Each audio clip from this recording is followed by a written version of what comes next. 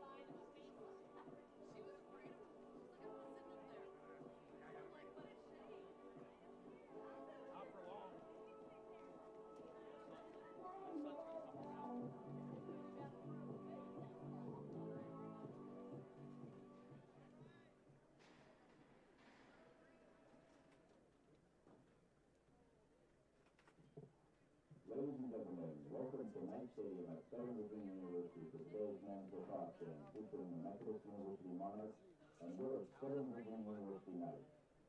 The Southern Virginia University staff thank you for your support of the student athletes and coaches participating in today's contest. The NCAA and USA South Athletic Conference promote good sportsmanship by student athletes, coaches, and spectators. We request your cooperation by supporting the participants and officials in a positive manner. Profanity, racial, or sexist comments or intimidating actions directed at coaches, players, officials, or any other team representatives will not be tolerated and are on ground rule rules. Also, the consumption or possession of alcoholic beverages and tobacco use is strictly prohibited.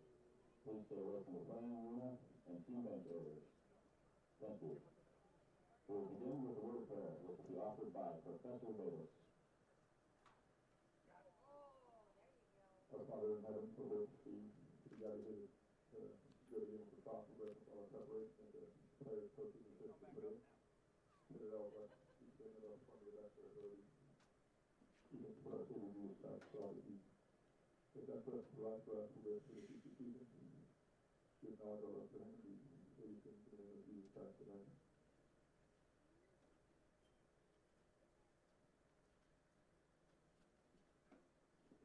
Please rise and face the flag for the playing of Our Nation's national anthem.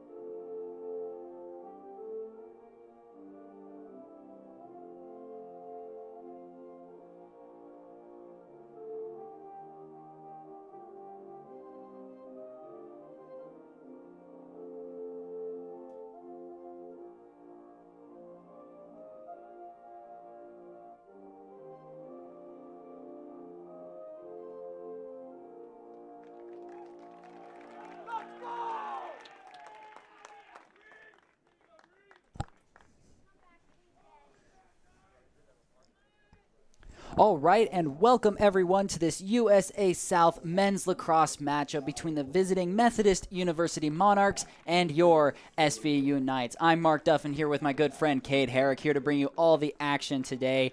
And Cade, a very interesting matchup today. These two teams tied at 5-2 in conference play records. Methodist with the tiebreaker, but whoever wins this game takes the 3 seed. Yeah, Mark, couldn't ask for bigger stakes here for the last game of the regular season heading into this conference tournament. Battling for that third place spot and, a big strategical advantage for both teams. We have a beautiful 82-degree day, UV index of 6. The fans are out, players are excited. We should have a good one here today, Mark. Absolutely, and you're talking about that tactical advantage of the 3rd seed. The reason why that's so big is that whoever gets that 3rd seed wouldn't have to face the number 1 seeded Pfeiffer Falcons until the championship game, which would be a huge benefit for either of these two teams, as they both lost to Pfeiffer in the regular season. Yeah, both these teams match up, Mark. Throughout the schedule they have some similar opponents, similar scores. And so, both these teams match up pretty good with one another here and, want to be able to take, if you say the easiest route before they have to face the Pfeiffer Falcons in the championship of the USA South. Absolutely. I mean, you take a look down at the stats, you might think, okay, we're looking at this, and it looks like the Methodist Monarchs have a little bit more pop offensively, averaging just a couple more points, allowing a few less. But then the Knights defensively allow less turnovers and cause more turnovers than the Monarchs do. How do you think that offensive and defensive matchup will work today? Yeah, the Knights, we'll talk about it later on today, but, defensively, they really need to be able to find their rhythm to get stops here so that their offense can create for them. And that's where we've seen the Knights be most successful this year is having their defense turn into their offense, not the other way around. Absolutely. I mean, you look at the Knights' schedule, they're coming in on a 3-game win streak, getting good wins over LaGrange College, the Brevard College Tornadoes, and the William Peace University Pacers in their last 3 games to really get to this 5-2 conference record where they're at now.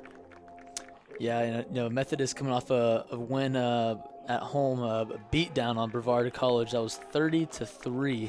Oh, goodness. And the game before that lost a close one to Pfeiffer, 11-13. Like they said there, and so they're before that they were on a 4-game win streak before that Pfeiffer game as well. So both teams really looking for this boost here before heading into conference tournament play. Absolutely. I mean, whoever wins this game will be at home to take on the William Peace Pacers. But whoever loses this game will still be at home for their next game next Saturday, but they will be taking on the Pride of Greensboro College. So a little bit different matchups there. It'll be interesting to see how those work out. But you'd expect both these teams to make it to that second round of the USA South Conference tournament. Exactly, yeah. And just some key players to look out for today ahead of the match. For the Methodist Monarchs, Jay Legg is their leading scorer with 36 goals on the year and 10 assists. He's the freshman from Holly Springs, North Carolina. And for the Knights, Tyson Maury and Clay Hackey lead the charge for the Knights here. Yeah, that'll be an interesting position. Tyson Maury actually named the USA South Player of the Offensive Player of the Week, which Jay Legg was also nominated for. So that'll be an interesting matchup today. Off the first face-off, the Knights will take it. Methodist thought they had it, but the Knights ending up forcing the turnover. So Knights now out running up ahead. Good recovery there from the Monarchs defense. Knights will back it up and set up their offense. I believe it's also senior day for the Knights here. So a couple of seniors taking their last time in the regular season. Hopefully they're hoping to get one more home game on this field. Yep, absolutely. Speaking of those seniors, number 11, Peyton Merwin there at the bottom of the 45. He's one of the seniors we're celebrating today, along with number 21, J.T. Coutrere, and number 8, Jex Meekum, the 3 seniors for this Knights squad this year. Ball gets loose there. And Methodist will pick up that ground ball. So now Methodist forcing the turnover out on the fast break. This is where the Knights defense has struggled. They like to bring Jace Lightfoot out of the goal. And right there, the Methodist Monarchs get the first goal of the day after Jace Lightfoot left the goal and was late to recover. That is number 40, Jay Legg on the goal. Quick one there for the Monarchs off the defensive stop. Yeah, and if you're Coach McKay and the Monarchs, you love to see your best player get some rhythm going early on in this game with the first goal. Pretty quick into this match, about a minute in. You gotta love to see that for the Monarchs to start this game off hot like that with their best player. Absolutely, and that was assisted by number 25, Abe Zuwifka for the Monarchs. So a quick start for the Monarchs. It'll be key for the Knights to be able to protect that ball on the offensive side. That has been one of their strengths. They're second in turnovers per game, only 20 turnovers per game, which is low for Division III men's lacrosse. So on that face-off, a long fight that dragged the ball all the way to the 10-yard line on the Knights' offensive side, but the Monarchs ultimately do pick it up. Monarchs looking for the clear, and they will get it. And they missed the free shot on the goal right there. Like we said, the Knights' defense likes to bring out Jace Lightfoot in those situations, leaving the goal wide open for a potential 40-yard shot. But lucky for the Knights, they get a break there. Yeah, it's just the sacrifice or the price you got to pay, but pulling out an extra man for defense. A shot off the crossbar. A big one right there. That'll give the Methodist Monarchs a fresh 60 seconds on the offensive end, but it's still a lucky break for the Knights. That's 2 in a row for the Knights, luckily. But the Methodist Monarchs on the rebound get the good shot. The Monarchs now up 2-0. Yeah, great shot from R.J. Breeden, the junior from Pasadena, Maryland. One of the third leading scorer on the team with 21, now 22 goals. Kind of just got physical there, the Knights defender, and threw a shot right at Lightfoot's legs that got through. Yeah, that's one of the things this Knights defense does, is that they're not the strongest group, but they try and throw multiple bodies. They work well together. But if you can just overpower those multiple bodies, then you can be successful against the Knights defense. Gotcha.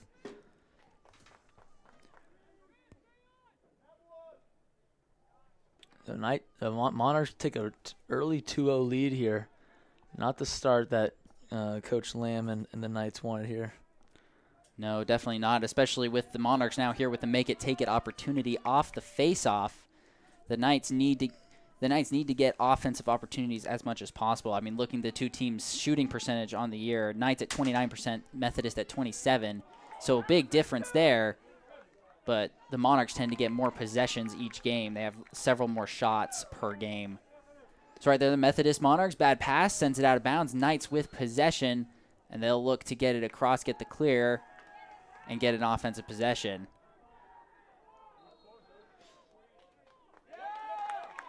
And Monarchs will retake possession there with a ball that gets away from Porter Allman there.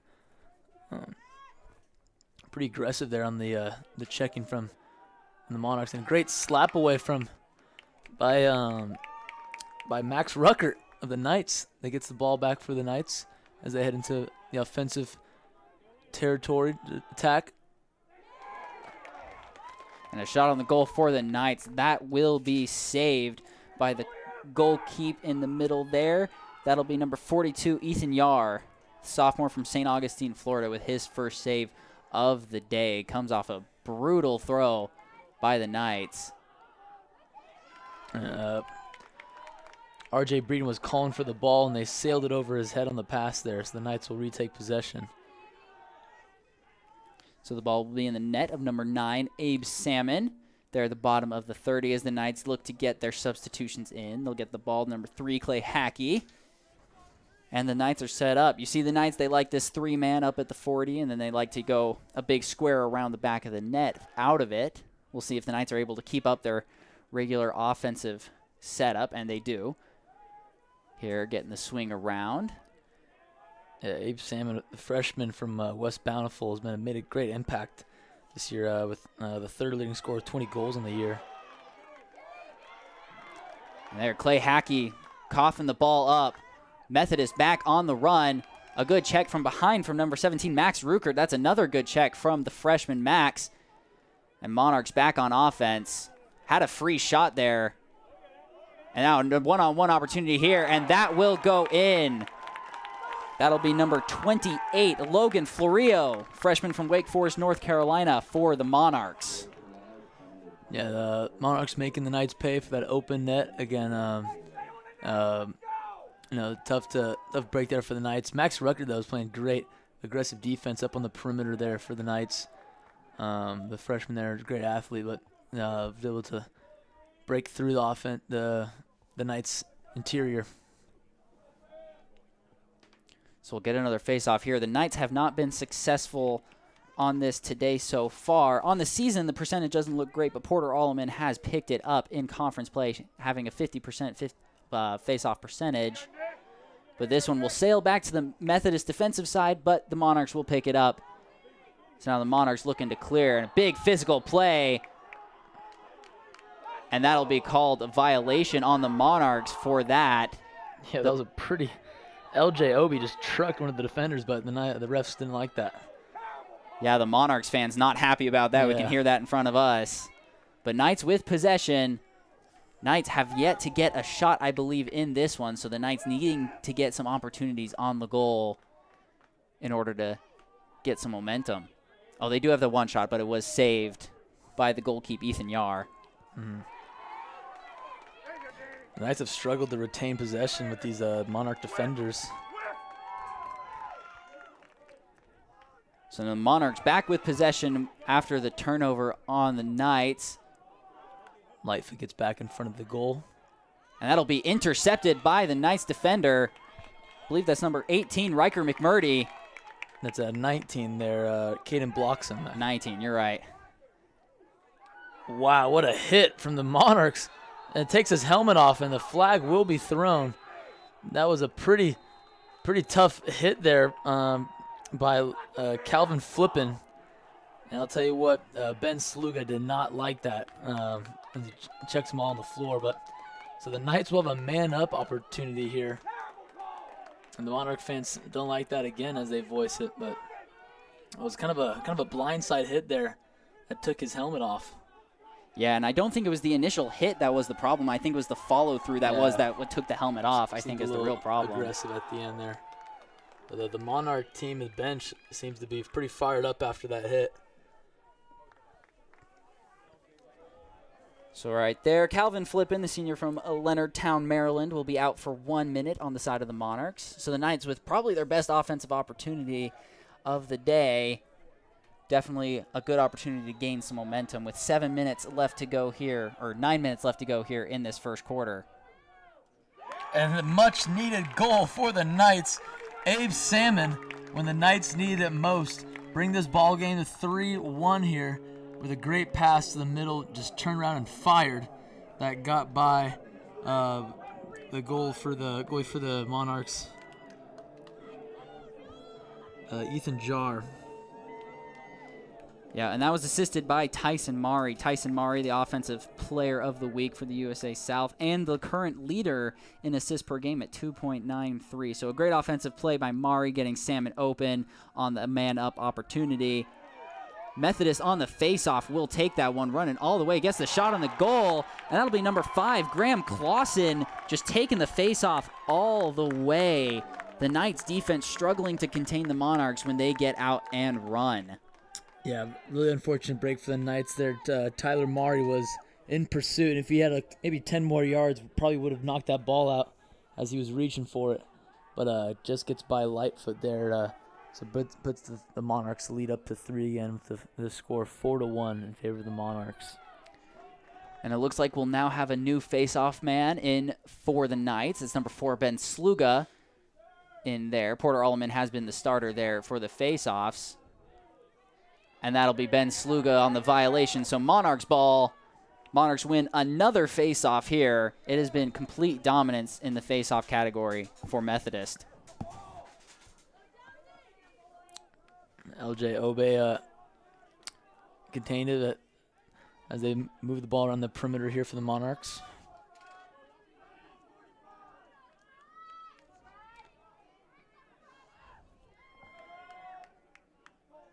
Wow, what a shot that was from Ryan Cavonis, the senior from Warrenton, Virginia, as he danced around with the Knights defender and rips one by Lightfoot that went over his right shoulder.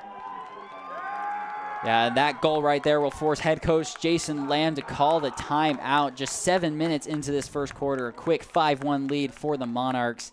And really, the thing that the Knights have hung their hat on all year long has been their defense, and it has been full of holes today so far. And head coach Jason Lamb looking to get his team focused and on board. We know that they can overcome this and play better defensively, and so does head coach Jason Lamb, which is why this timeout is so critical. Yeah, it's a good thing that it's a good timely timeout there before the score gets more out of hand, there to reconvene and talk things over here and get the troops settled again here. You can see Coach Lamb talking with the defense there, and assistant coach Hunter Vaughn talking to the offense. Yeah, and one of the things is that as this Knights team has progressed throughout the season, they've made vast improvements, like we've talked about Jace Lightfoot and his save percentage, Porter Alleman and his face-off percentage, and just Tyson Maury, Clay Hackey coming into their own, J.C. Winterton doing better. And you hate to see as a coach to see in the final game of the regular season start to see some of those improvements regress. So we're trying to get back onto that, get back onto the improvement slope instead of what we're seeing here in the first 7 minutes. Mm-hmm. But additionally, I mean, you look at the Methodist Monarchs, and it has been just a dominant showing so far. I mean, I think the most critical thing here is number 5, Graham Clausen. He's 5 of 6 on faceoffs, just dominating the first possession, the first jump of each play, allowing the Monarchs to just get ahead and run. Yeah, you can feel the difference the sophomore from Summerfield, North Carolina makes for the Monarchs. Just getting the ball immediately off these faceoffs and going straight in. And wins this. Oh, what a hit that was from Hunter Jones of the Knights. Graham Clausen's down for the count. Helmet's off as he gathers himself, but it seemed like a pretty cheap shot hit as he's talking to the Knights defenders. Or not cheap shot, but a blindside hit there as he was fighting for the ball. So the Monarchs will have possession of the ball to start this possession.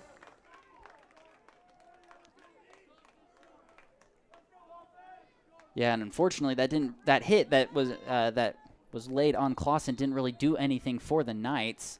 The ball was still on the ground. Monarchs were able to pick it up. So Monarchs, with possession, able to get Clausen off, and will be able to get another look at the Monarch offense. Great block there by Lightfoot that bounces off, and wow, stick goes flying from Scott Dupay as he picks it up. So the Monarchs will get it back when his stick went flying. Monarchs still with possession here. 70 seconds on the shot clock for them off the Dupay turnover. And a good save there, like you said, from Lightfoot. That'll be key. Lightfoot has struggled here in the opening going, but a good save there to hopefully get him started. Yeah, it's good confidence builder for Jace Lightfoot to finally get a block there on a pretty good look of a shot. Yep, it looks like head coach Ryan McKay for the Methodist Monarchs will go ahead and take a timeout here. His team looking a little jittery there on that offensive possession, so just trying to get them back on track. So that way, if you're Methodist, you can utilize this possession to get up by 5 again and start to really take control of this one. Obviously, still a lot of lacrosse left to be played, so this 4-goal lead isn't safe, but head coach McKay looking to make it safe. Yeah, Coach McKay in his second season for the Monarchs there has done a great job with this program. This is only the second head coach for the Methodist Monarchs program. He played at Millsap College where he was the all-time assist leader, and got hired on at Piedmont where he was the assistant for since 2017. And he's taken the reins of this program and done a good job with it. And so got to tip your hat to Coach McKay and what he's done with this Methodist Monarch team. Absolutely. I mean, currently they hold the 3rd seed behind just Piedmont and Pfeiffer, 2 superpowers in the USA South men's lacrosse programs. But obviously SVU right on their heels. And SVU has kind of been a monkey on the back of Methodist. Not a win for the Monarchs against SVU since 2015. They've only played 4 times in between that time, but all 4 have gone the way of the Knights. So the Monarchs looking to get the monkey off the back that is the SVU Knights, and the Knights looking to maintain the dominance over their conference foes. Yeah, there's 7 minutes left in this first quarter here. As R.J. Breeden will dance around on Scott Dupay. You can see in their offense of Jay Legg and R.J. Breeden are kind of their main vocal points. Yeah, both are effective players for this team. Jay Legg with a 34.3 shooting percentage.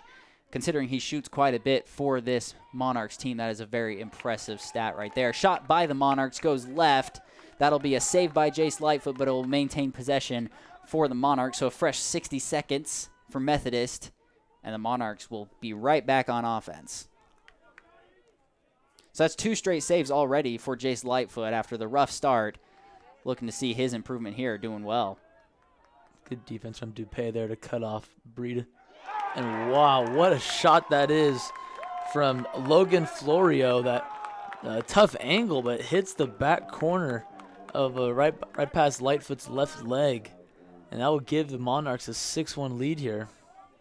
And that's just an unfortunate thing to see if you're a Knights fan. I'm pretty sure Lightfoot got his net on that one, but just the spin that Florio put on that was able to send it into the net after the bounce on the ground.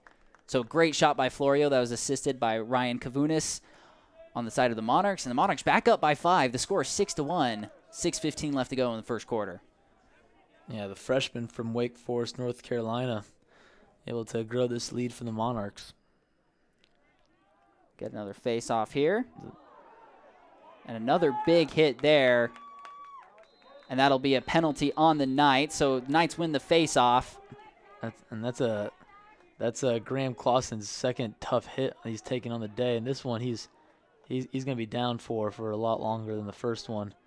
Tyler Maury was the one that delivered the hit there, and he's going to go to the penalty box. You get a feeling early on in this game, Mark, that these two teams do not like each other from the physicality. No, absolutely not. I mean, you can hear the Monarchs fans, especially in attendance, like just how much they are not happy with everything that goes on here. You can definitely sense the rivalry. So Tyler Murray will be out for 2 minutes unreleasable, which is a devastating penalty for the Knights. I believe that means even if Methodist scores, Murray will not be released until those 2 minutes have run its course.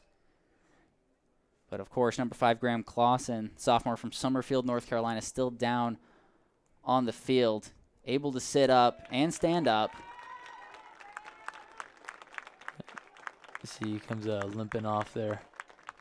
The Monarchs bench is letting Maury have it, and they're in the penalty box earlier. We're talking to him, so hopefully these two teams can just play ball, and hopefully there's nothing more extracurricular that keeps going on here, but a trending story to look out for. Yep, so the Monarchs will have the ball starting at the 45-yard line with 6 minutes left to go here in this first quarter, up by 5 and a man up for 2 minutes. So a big advantage here for the Monarchs to push the lead to greater heights. And if you're the Knights defense, you definitely need to find the way to clear this penalty. The Knights have not been one of the better teams in the USA South in penalty clears. So we'll see if they're able to do it here. Still above 50% percentage on the year, but ranks about 8th in the USA South in penalty killing percentage. Great. Monarchs with some good passing. That'll be saved by Jace Lightfoot, though, on the good shot. It'll stay Monarchs ball. Yeah, Breeden threw in a steamer there that Lightfoot was able to deflect. Yeah, and Lightfoot can be both this Knights team greatest weakness, but also its greatest superpower. Lightfoot has had some pretty dominant games against Piedmont. He was nearly unstoppable. So we'll see if Lightfoot can continue the trend of helping this Knight squad recover from this deficit. Another great save from Lightfoot. That was 24, Nate Moore for the Monarchs. Bobbled it through a nice spin move that lost the Knights defender. But Lightfoot was able to get the save there. Despite the save, though, it'll remain Monarchs ball. And that'll give the Monarchs a fresh 60 seconds on offense. Just 50 seconds left on that penalty on Tyler Murray, though. So the Knights halfway there to clearing this penalty. And Nate Moore will throw in a line drive that goes over Lightfoot's head.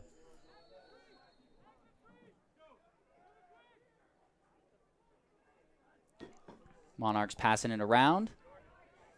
Knights defense has really stood tall here on this one. Pass inside, intercepted. JT Coutrere with the turnover. Great defensive stand. So now the Knights getting it up ahead, and they have 20 seconds left on this penalty. We'll see if the Knights try and get a quick offense. Pass across, nothing there. Ball gets checked out. Ball is on the ground. Knights will pull it back out and just let the penalty clear. So in probably the most dangerous situation of the day, the Knights are able to overcome it. Knights back on offense with just 5 seconds left on the penalty. And the Knights are ready to go. We'll see if the offense can pick it up, cut this lead down to 4 with just 4 minutes left in this quarter. Clay Hackey with it at the bottom of the 40 here. He'll pass it across to Pierce Brenton. Brenton looking to work. He'll pass it to Peyton Merwin. Merwin will pass it to Hackey inside. Hackey gets checked out. Had the good position, didn't get the shot off. Oh, ground ball is still out. And the Knights maintain possession. Clay Hackey with it, but Pierce Brenton is on the ground. Pierce Brenton was bobbling a ball that he caught in the air and got rocked in the middle of the field. Didn't see who delivered the hit. But man, the athletic trainers have been real active though this game for both teams. Yeah, Pierce Brenton grabbing the right shoulder right there. That's where the check went to, right into his upper arm. And he is just letting that arm dangle off that play.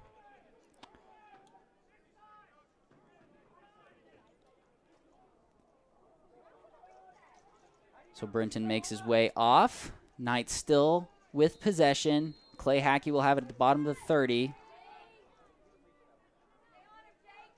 Hackey gets the shot on the goal. That is immediately blocked in front. Picked up by number 2, Jake Bandler for the Monarchs. Ball is still on the ground. Picked up by the Knights. Hackey with it again. Long shot. And that will get saved by number 42, Ethan Yar.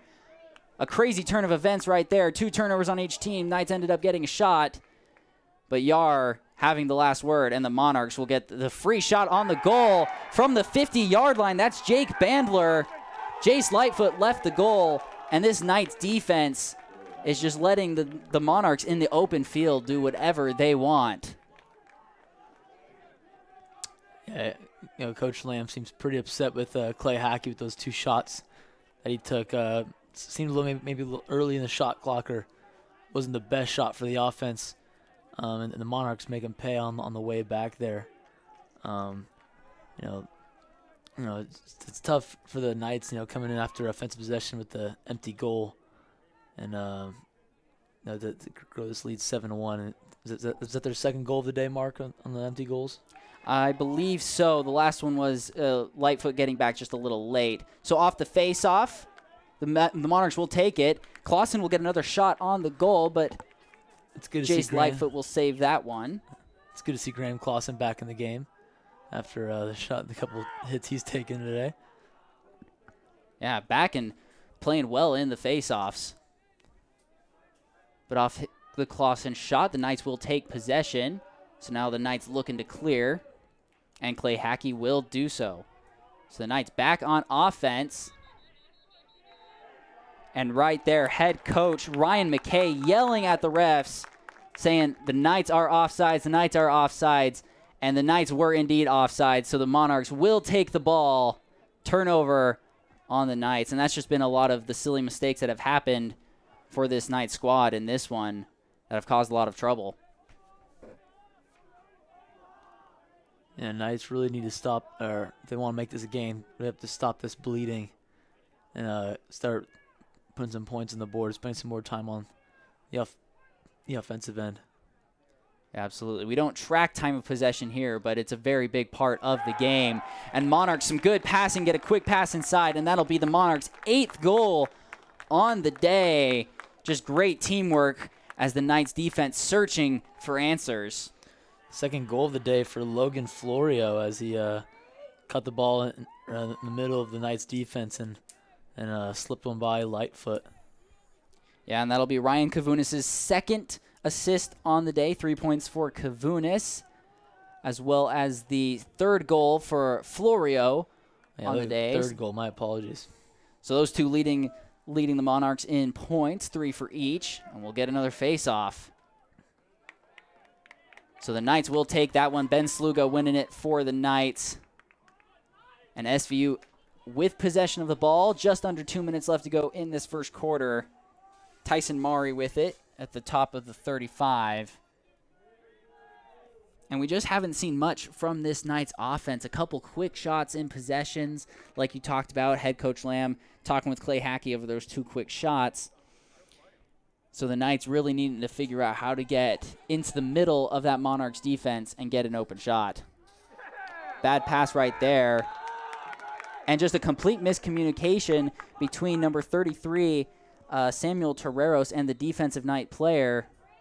The defensive Knight player sent it back to Terreros to pick up, but Terreros wasn't looking for it. So now the Monarchs back on offense. Knights didn't get a shot in that possession. Yeah.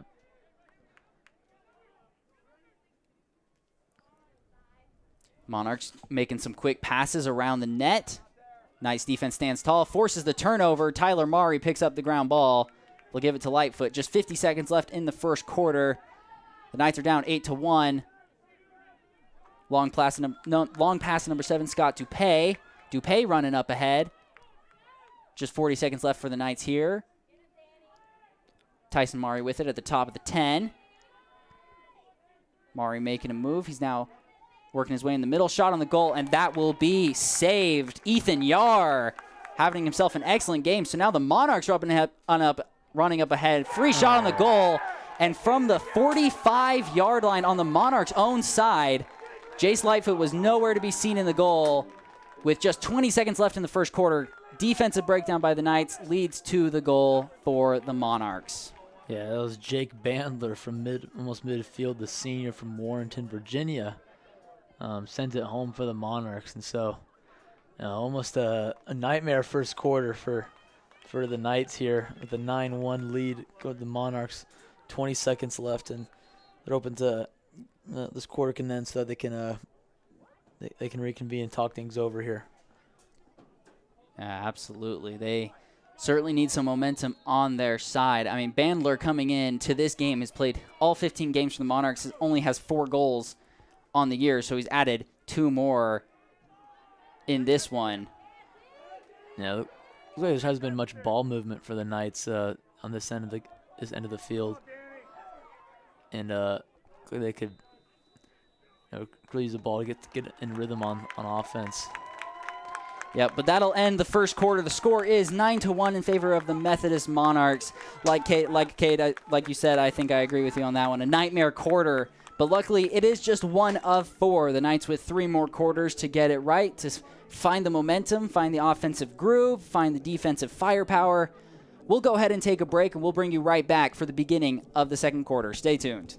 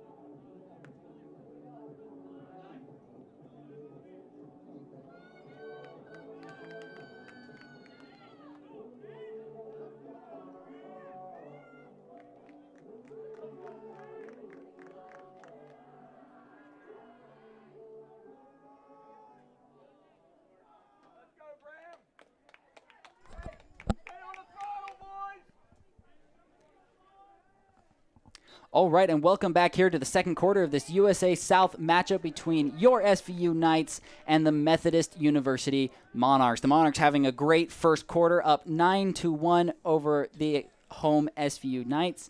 And a big reason, just Methodist powered through with the possession game. I'm Mark Duffin here with Cade Herrick, here to bring you the second quarter action. And Cade, what do you think the Knights need to do here in the second quarter to recover? Yeah, like you said, the Monarchs have their fingerprints all over this game.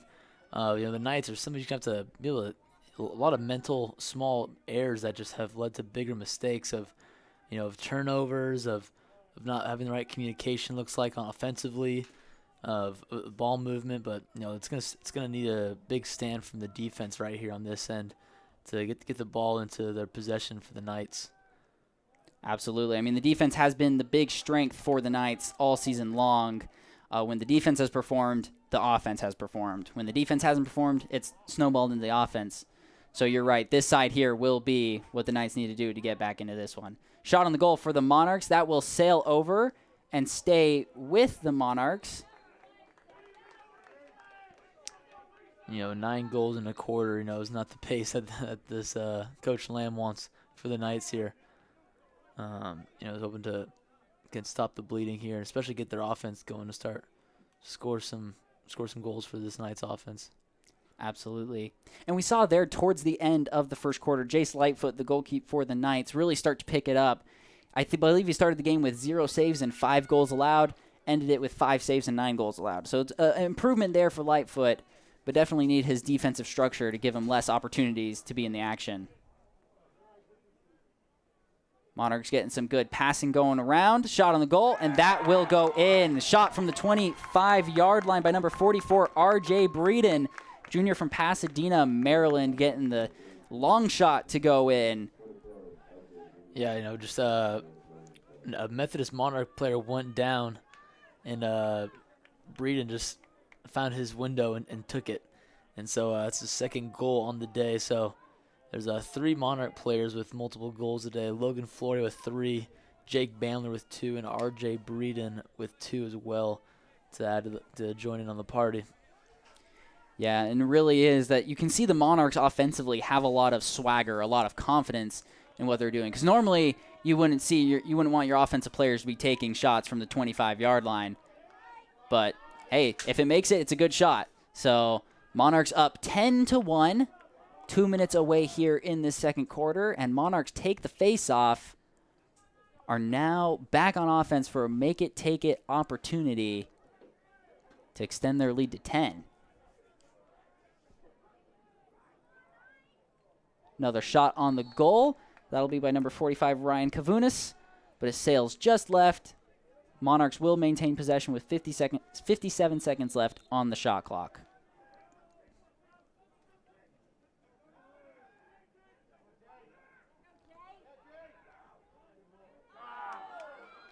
And ball is lost there by Jacob Burnett on a pass, so the Knights will get possession.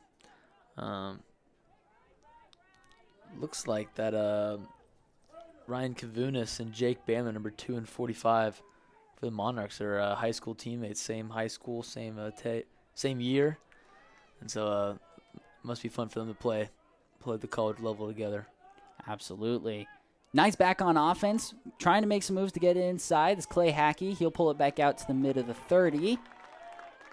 So a good defensive stand there from the Monarchs. Now 45 seconds left on the shot clock for the Knights. Murrin will go ahead and pass it behind the net. I believe that's Tyson Maury, who will now pass it back to Forrest Aimbridge, name we haven't said today, but Forrest Aimbridge, sophomore from Sandpoint, Idaho, has been a good player for this team off the bench.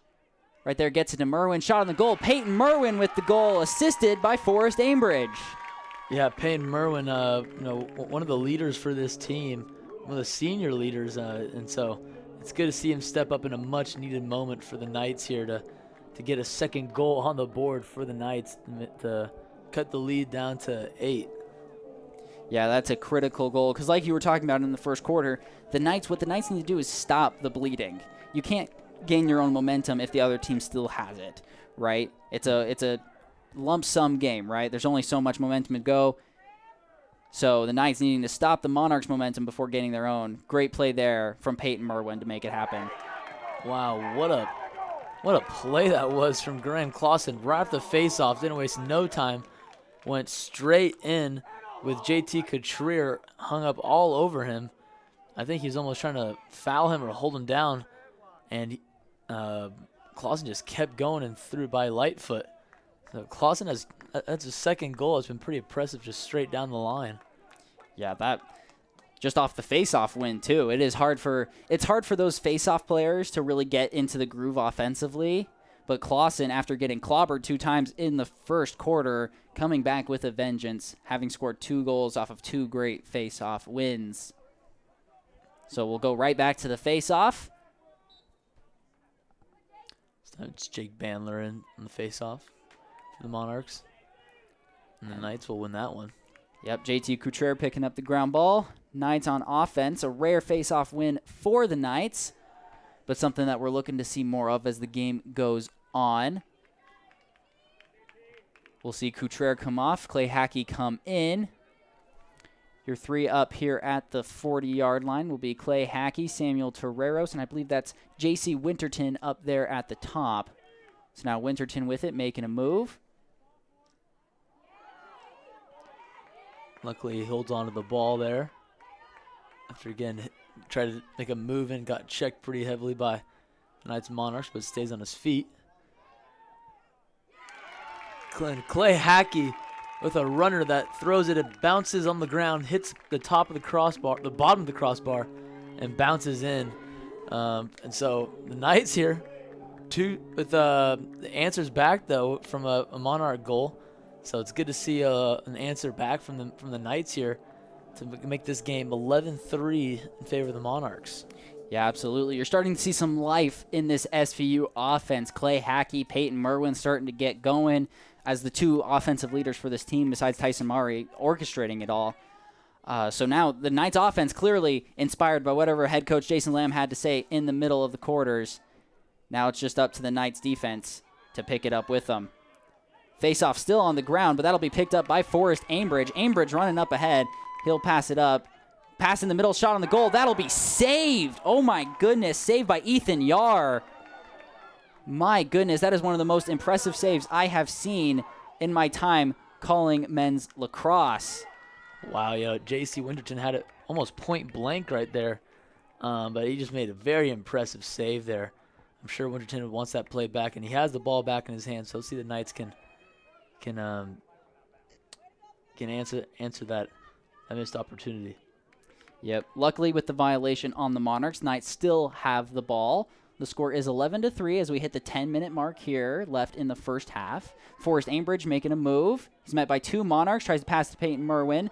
There is a flag on the play, so the Knights now with a free play. Clay Hackey making a move, shot on the goal. That will go over. Knights will maintain possession due to the penalty. Knights now with the man-up opportunity. Yeah, much needed for the Knights here. You can see the Knights offense is kind of coming alive here right now with and a big part of that is Aimbridge, his speed and acceleration is able to draw defenders and create opportunities for the offense. So he's been a key part of this the life being shown by the Knights right now. Yeah, he has definitely provided a spark. So that penalty will go on number 3, Christian Thompson, the sophomore from Clayton, North Carolina. And he'll be out for 1 minute. So the Knights now with a crucial 60 seconds. Right now the score in the quarter is 2-2, but this will be a huge opportunity for the Knights if they want to maybe make it 3-2 and start building some headway. Shot on the goal, and that will be saved. Ethan Yar playing incredibly in this one.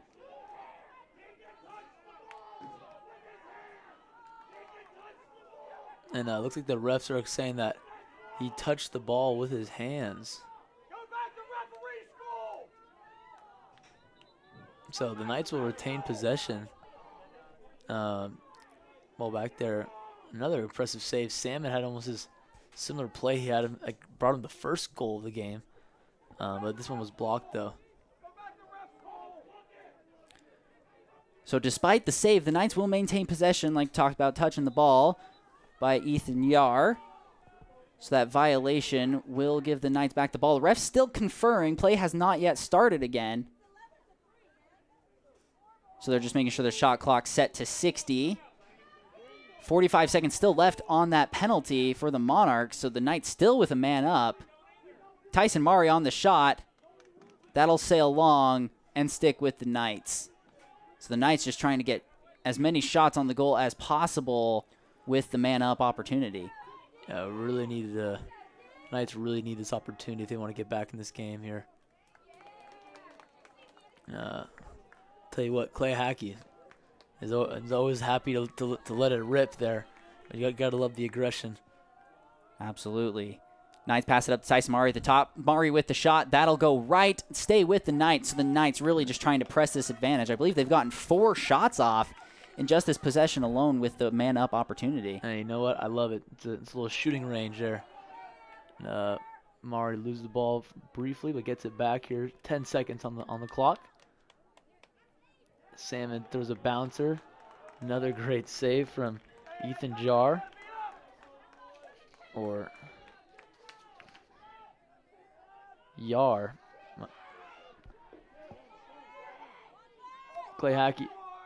Oh my goodness! What a shot from Clay Hackey, falling onto his back, was parallel with the ground when he went top shelf on Yar, and a buzzer beater on the man-up opportunity. What a play, Mark. Yeah, that was incredible. That's one of the best shots I've seen. Man, this game is starting to come alive. And not to make fun of Chris Collinsworth, but right there, that looked a little Mahomesy. Little Mahomes-esque right there, if you could say. Chris Collinsworth would love that call. Yep, Clay Hackey coming in with some heroics. Cuts the Monarchs lead down to 7. So if you're Monarchs, you don't need to panic just yet. Up by 7. But the Knights, off the violation of the Monarchs, do get that face-off. So just a make-it-take-it opportunity for the Knights. And let's see if this momentum is starting to swing in the Knights' direction here, as Mario will have a clear path to the basket. Oh, Salmon just loses. But it looks like the ball will go back to the Knights, though, on another violation here. So the Knights, 4-11 here in favor of the Monarchs. Would love to see, what this momentum does for the Knights and their offense. You can see them moving the ball a little more than we saw in the first quarter, Mark. Absolutely. That ball movement has been key. But especially, I think what's interesting is that the Knights are just letting the game come to them a bit more in this quarter. Not trying to force it as much and letting the Monarchs make some mistakes instead of making their own mistakes before the Monarchs even can. Shot on the goal by the Knights. That'll sail over. Knights will maintain possession. Still 56 seconds left on the shot clock with 8 minutes left to go in this quarter. Forrest Ambridge tried setting a screen there and got leveled. Samuel Terreros will pass it up to J.C. Winterton. Knights now crisply moving it around. Move to the middle. Inaccurate pass to Abe Salmon. Salmon will keep it inbounds, so still possession to the Knights. 35 seconds left for Salmon and the Knights to get something going. Terreros now with it at the bottom of the 30. He's looking to make a move. Nothing there for him. Pass it up to Winterton. Winterton taking it himself. Shot on the goal. That'll go just right. That'll stay with the Knights. Knights with 21 seconds left on the shot clock. And like we talked about, the time possession, we don't track it, but usually shots are a good orientation. And in this quarter, the Knights have taken 13 shots to the Methodist 4. It's been a huge difference in this one. Another great save by Ethan Yar. Looks like the Knights will call a push on the Monarchs, and so the Knights will get possession again. That's going to be a reset on the shot clock. So fresh 60. It's been good to see the Knights be able to get some more shots and a little more ball movement on the offensive end. Yeah, absolutely. So Knights now with a fresh 60. Terreros with it. Terreros looking to make a move, gets a shot on the goal, and Samuel Terreros just takes it himself and puts it in. Much needed goal here for the Knights, and Marcus, we got a game here now, 5-11 in favor of the Monarchs. But Samuel Terreros, the freshman from West Bountiful, Utah, making his presence be felt here. Yeah, if there's one player you've looked at and hoped for a bit more development in this year, it's Samuel Terreros. But Terreros coming alive in the last game of the regular season. Huge plays coming here for the Knights. They're slowly chipping into the Methodist lead. They've scored 4 goals this quarter to just the Methodist 2. And they're starting to take advantage of what Methodist gives them.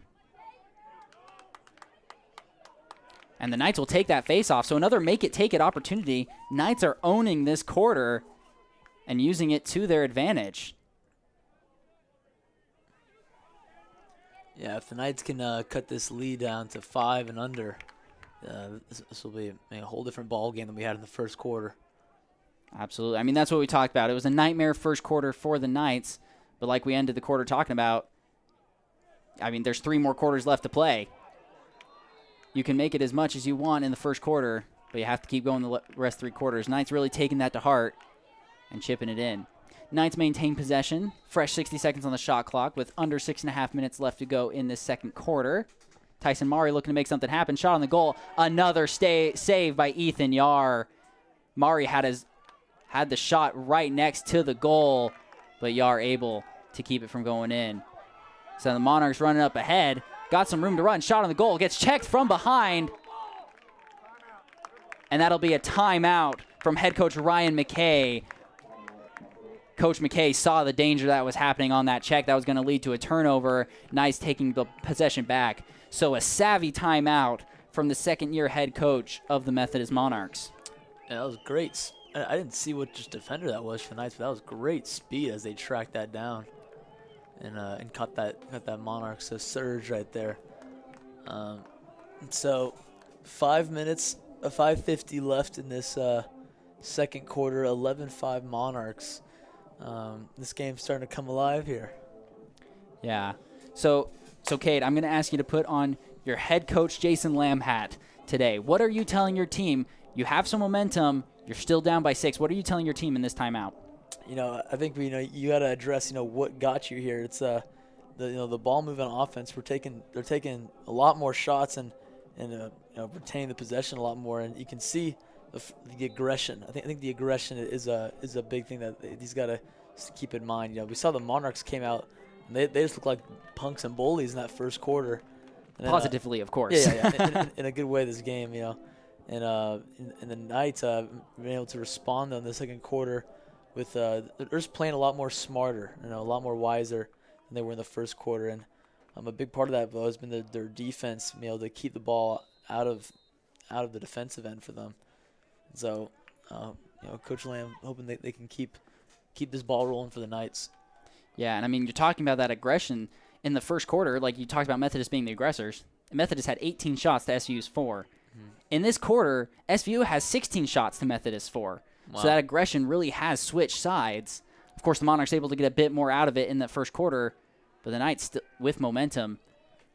I'll tell you what, R.J. Breeden, man, is a big time player for the lacrosse player, but Jay Legg though interrupts and gets a goal by Lightfoot here, and so stops their own bleeding for the Monarchs this time. Here with this, that's the second goal of the day right there. Yeah, and that's a critical goal for Methodist. That's the entire reason they called the timeout. Make sure to slow it down, get some momentum back. When you're in the lead, you just need to slow the game down. Just let the clock keep going, keep maintaining the lead. So head coach McKay with a savvy timeout, not only to prevent the turnover, but to then get the score. The score is now 12-5 in favor of the Monarchs. Knights down 7. And the Monarchs take that face-off. Graham Clausen doing very well in that face-off battle. Looking at his totals on the day, he's 11 for 17 overall, which is a great percentage for him. Yeah, like I was saying, R.J. Breeden there, when he gets a defender on his back, and he can almost back them down like he's a basketball player, but he's 6'2", 215, and so great athlete, very strong inside for the Monarchs there as Moore will rip one by Lightfoot that goes out of bounds, and so Monarchs will hold on to the possession.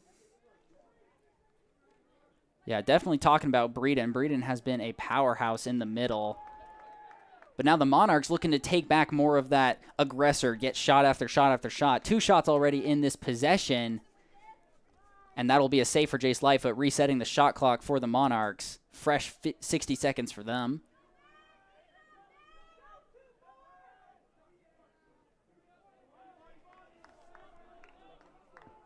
Monarchs taking this fresh shot clock slow. Breeden with it at the middle of the 30.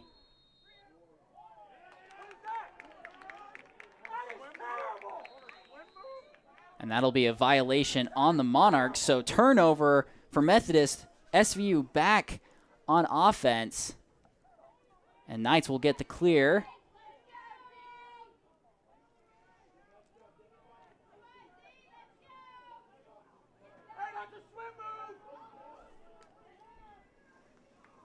Knights getting some crisp passes. They'll get it up to Clay Hackey. Clay Hackey with the shot. Good save there from Ethan Yar. Rebounded easily to number 45, Ryan Kavunis.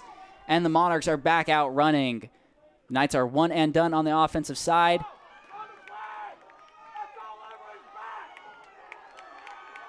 And the Knights will force the turnover there. Knights running up with some momentum ahead.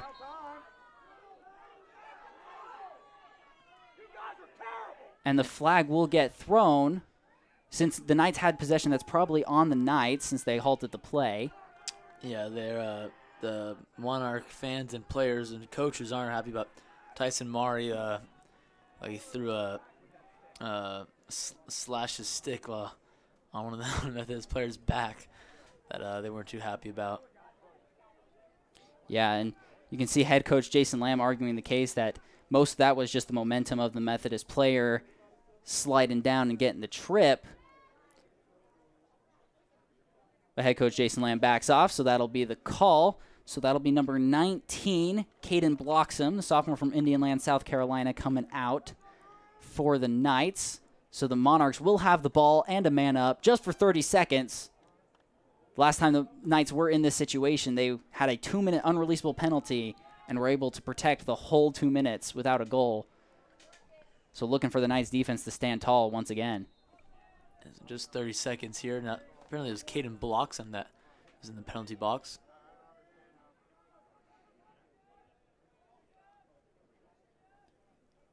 Monarchs with some crisp passing and the man-up opportunity. Get a pass inside. Ball ends up on the ground. Fighting for the ground ball. And the Monarchs will pick up that ground ball. So Monarchs still with possession. Shot on the goal. That sailed just right. So the Monarchs will maintain possession. Just 3 seconds left on the penalty. Tyler Murray raring to come back in.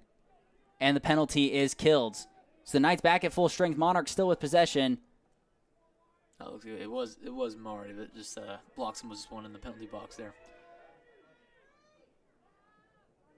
So Monarchs still with possession. 35 seconds left on the shot clock. Knights defense now back up to full strength. And Monarchs just taking it slow. No need to try and force anything, right, when you're up by 7 with 2.5 minutes left to go in the half. JT Couture with the good slash causes the ball to pop out. Ball is still on the ground. Two teams are fighting for it. Monarchs pick it up, get a free lane to the goal, and that shot is blocked.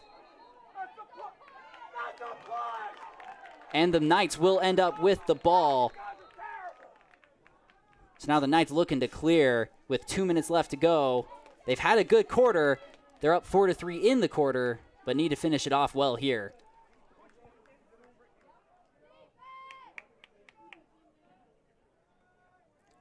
So we'll give the ball to Tyson Murray at the bottom of the 20. Murray will just back up, let Clay Hackey come in, Peyton Merwin come in, and finally Forrest Ambridge. Forrest Ambridge really has been the key offensive player for the Knights in this quarter that has really just sparked the whole offense with some good passing, just good fundamentals, setting screens. Forrest Ambridge has done a lot for this Knights team in this second quarter. And here comes Ambridge. Makes a move. He'll run it around behind the back of the net. He'll pass it out. So Knights still with 25 seconds left on the shot clock. And a bad pass there will sail out of bounds. So Methodist back with the ball. Unfortunate mistake there for the Knights. And after that turnover, head coach Jason Lamb will go ahead and take a timeout. We'll go ahead and take a small break as well to bring you back for the last minute and 12 seconds of the second quarter. Stay tuned.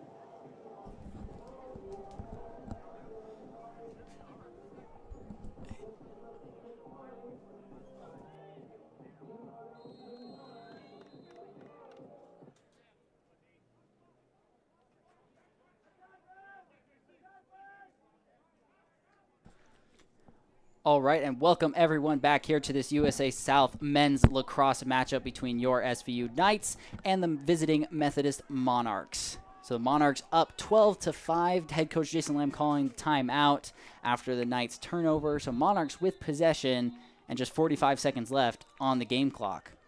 A flag is thrown here.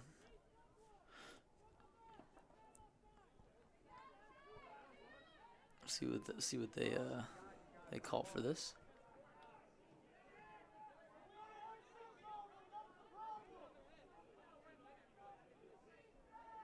Ref still conferring after the flag was thrown.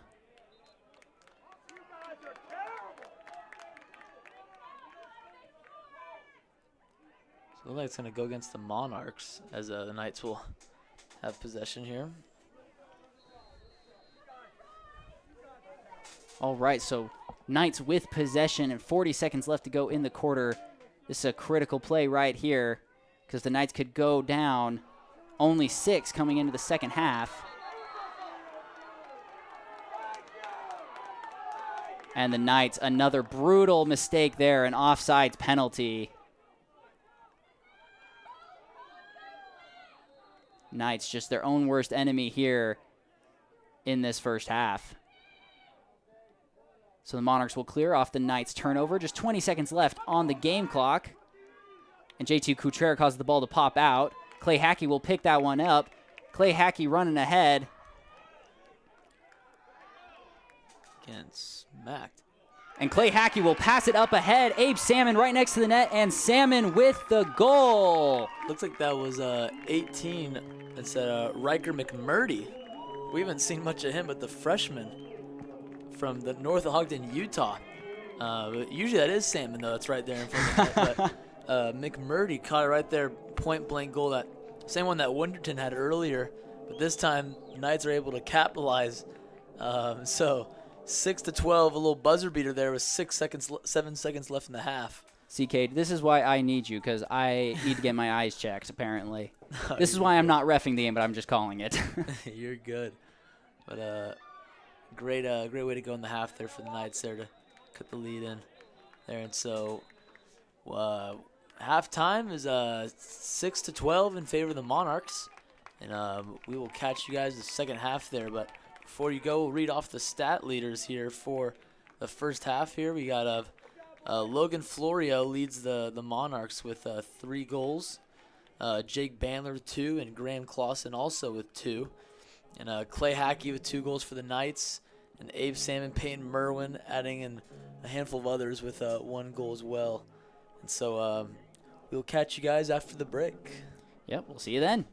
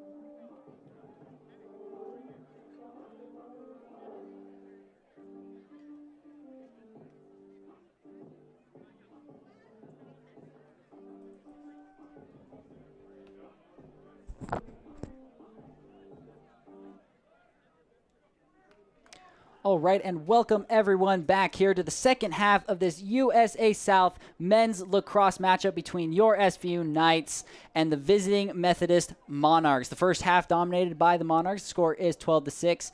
I'm Mark Duffin here with Cade Herrick, bringing you all the action. Coming off the first face-off of the second half, the Monarchs will take it. They will have possession first. And really, that's what helped the Monarchs dominate in the first quarter, was their time of possession. Gave up a couple of goals against the Knights in the second quarter, but still in control here. So, Cade, what do we need to see from the Knights? They had a good second quarter. What do we need to see from the Knights here in the second half to really continue digging in to this Monarchs lead?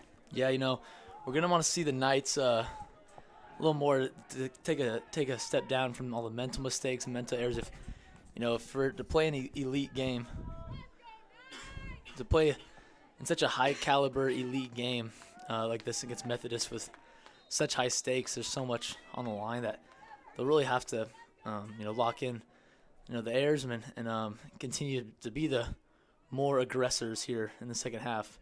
And that's what got them back in this game in the second quarter there. And speaking of aggressors, Jay Legg wastes no time getting back in the flow of things here. And we'll take this lead 13-6 for the Monarchs. Yeah, and speaking of those mistakes, that did come off of a man-up opportunity. Abe Salmon with the offsides call. That's the third offsides call in this game on SVU, and they have each led to a Monarch goal. No different right there. Monarchs now back up to 7. 13-6 is the score. And we'll get another face-off here.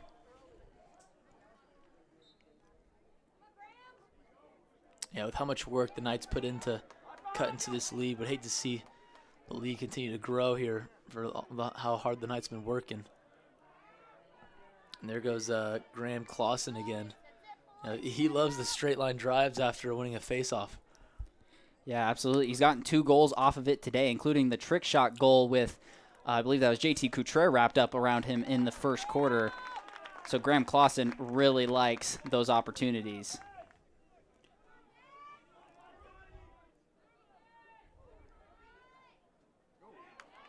And it looks like the Knights will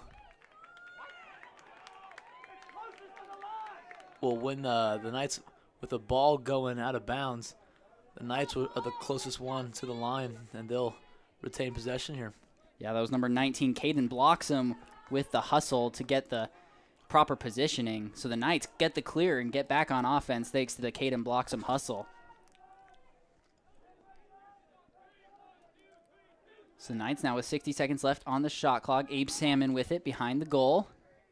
Salmon looking to make something happen. He'll pass it out. The Knights will get Forrest Ambridge in on the substitution.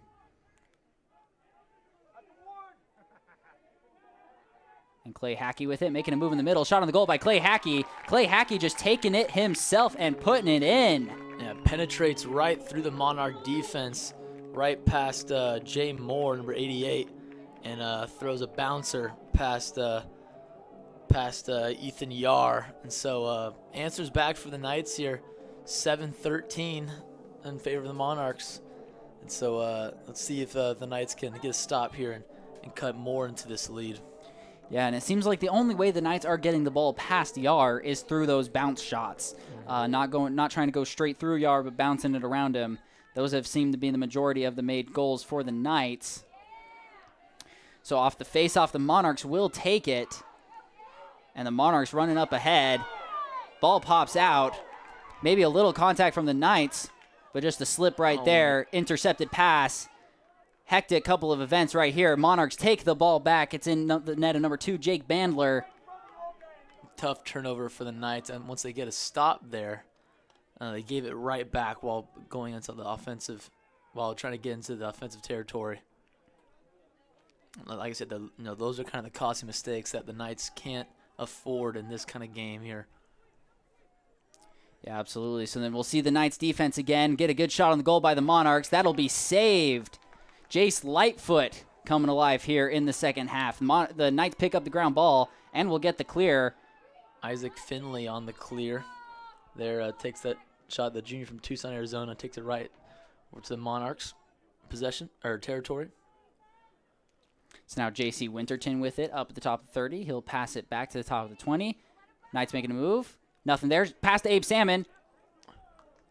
And the ball pops out. That'll be picked up by the Monarchs. But the flag comes out. That will be on the Monarchs. So Knights will retain the possession and have a man-up opportunity.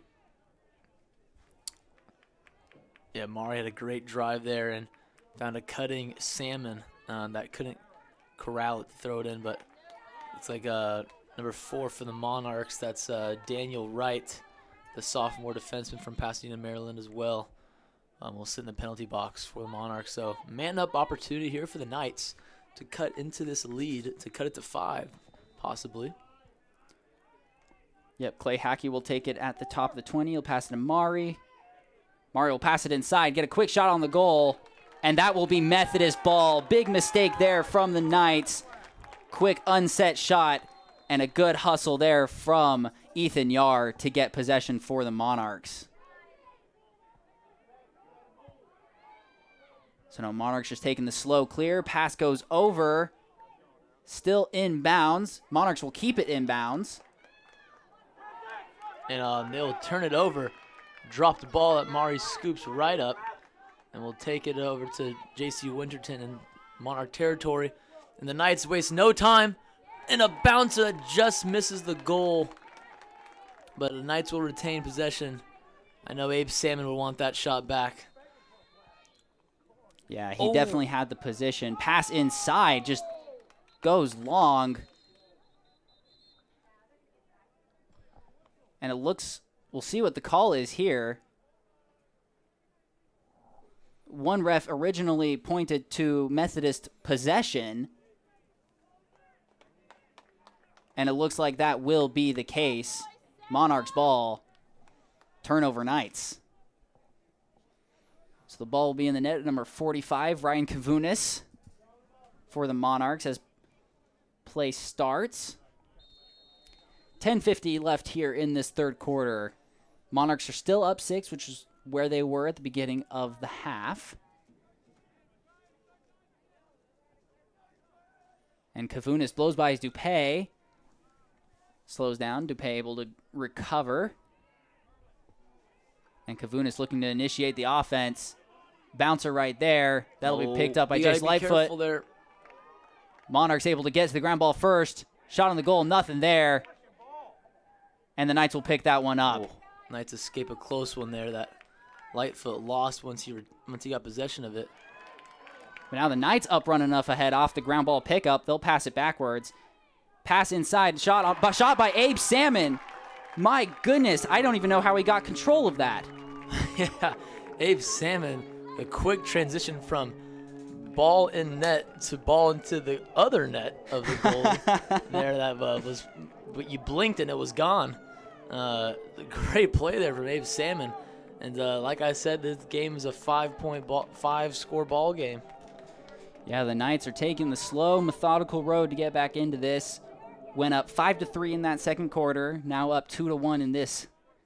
Well, goodness gracious, in this third quarter, and we'll get another face-off. Knights down 5. And the Knights are starting to win these face-offs. Looks like the refs will give that one to the Knights.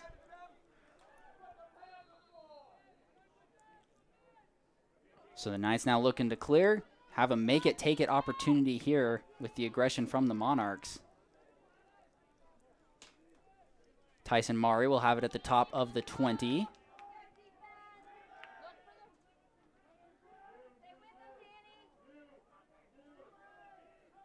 Mari will pass it inside to Abe Salmon again. Abe Salmon with the quick firing here.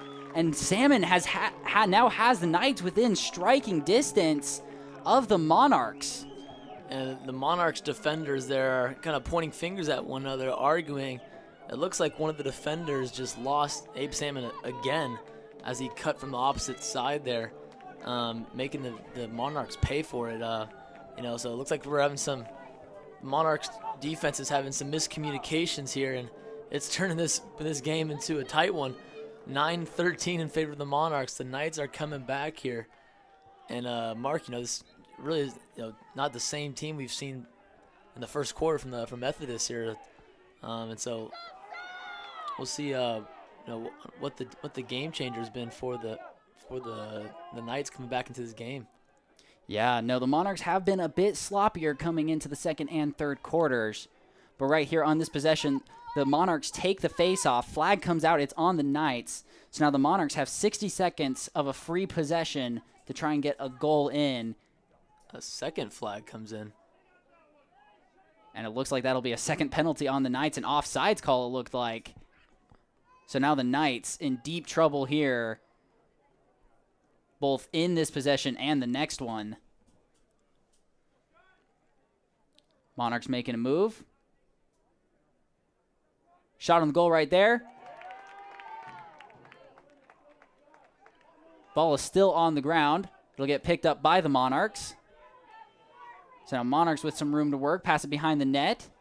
Pass in the middle. Ball ends up on the ground. Picked up by the Monarchs. Shot on the goal. That'll sail over. And doesn't matter whose possession that is afterwards because there are 2 penalties on the Knights following that possession. So it looks like that'll be on J.C. Winterton and Ben Slugo will be the 2 Knights out in this one.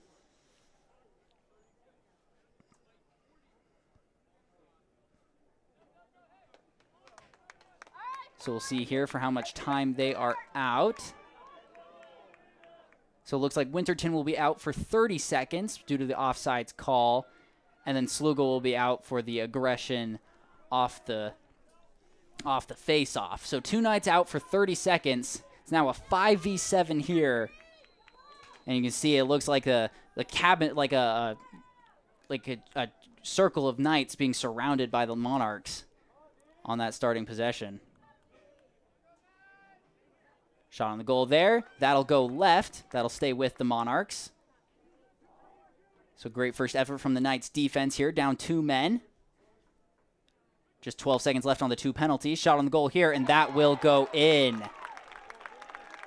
Yeah, much needed help for the Monarchs there, as the Monarchs bench rows the boat here. So 9-14, the Monarchs there, and that will empty out the penalty box. So costly, like we talked about, a lot of costly mistakes the Knights are making. That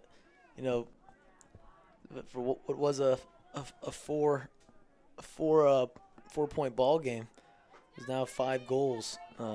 Especially late in the entering the second half, could be the decision maker here. But the ball scoots out from the face-off. Knights will win that one. Tyson Murray comes up limping though.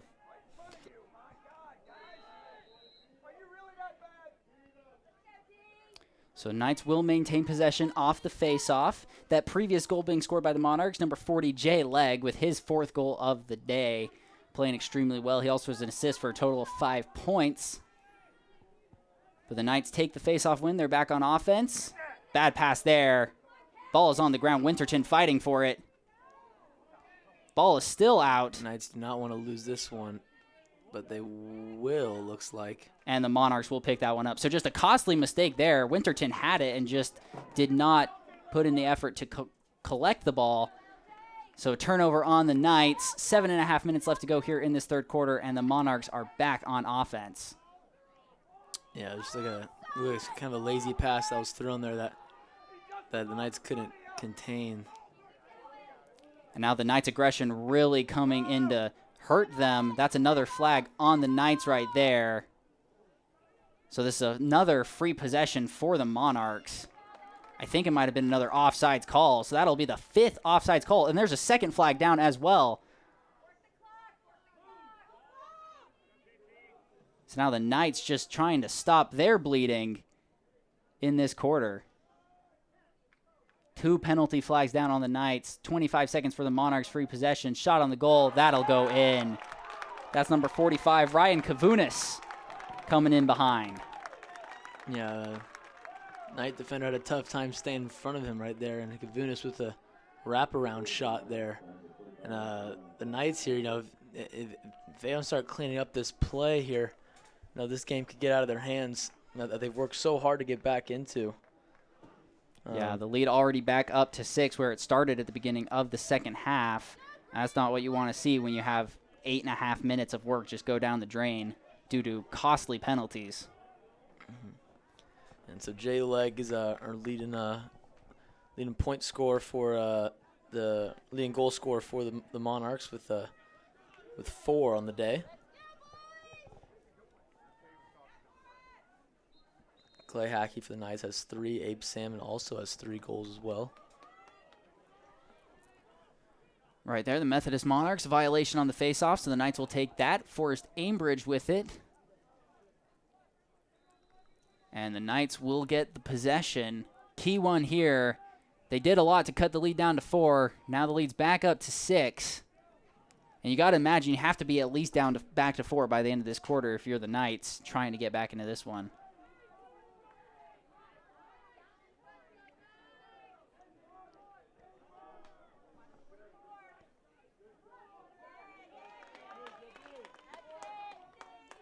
So the Knights passing it around. Toreros will pass it across to Hackey. Hackey looking to make a move. Hackey gets the middle shot on the goal. That'll sail over. It'll stay Knights' possession.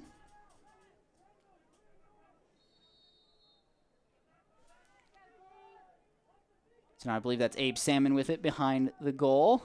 Salmon looking to make a move. He'll run it around. Shot on the goal by Salmon. That'll get blocked right in front of him. And that'll stay Knights ball. I believe that was number 10, Nick Garza, sophomore from New Bern, North Carolina, getting that good block right in front of Salmon.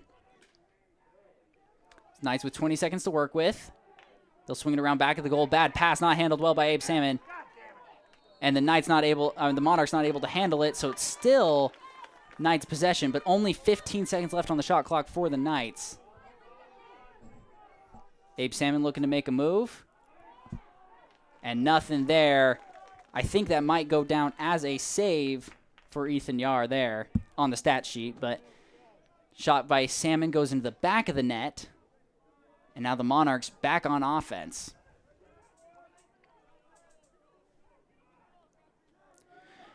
The clock rolls down to 5 minutes left in this third quarter. The score is 15-9. Methodist up by 6.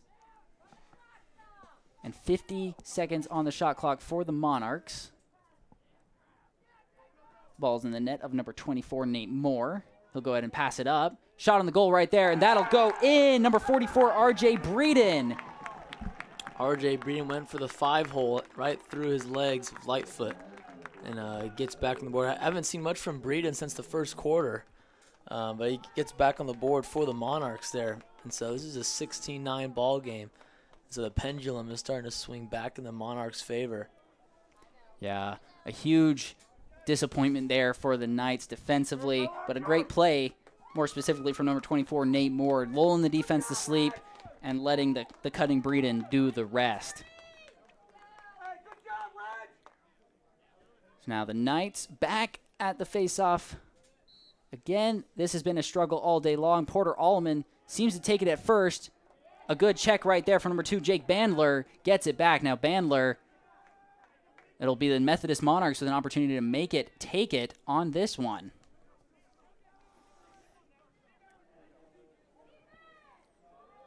Quick pass and shot from the Monarchs, and that will go in. Monarchs starting to pour it on and put the Knights away. Yeah, Logan Florio, haven't heard his name much since the first half as well. Was the leading scorer for the Monarchs, and he's going to tie Jay Legg with 4 goals on the day as he gets a runner to go past Lightfoot. And this lead is starting to grow. The Knights, either a timeout or a goal is much needed at this time for the Knights here with 4 minutes to go in the third quarter. Absolutely. The lead is back up to what it was at the end of the first quarter.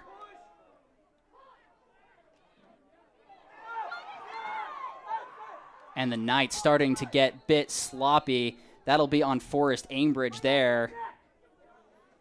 So Forrest Ambridge will go ahead and come out. We'll see how long he's out.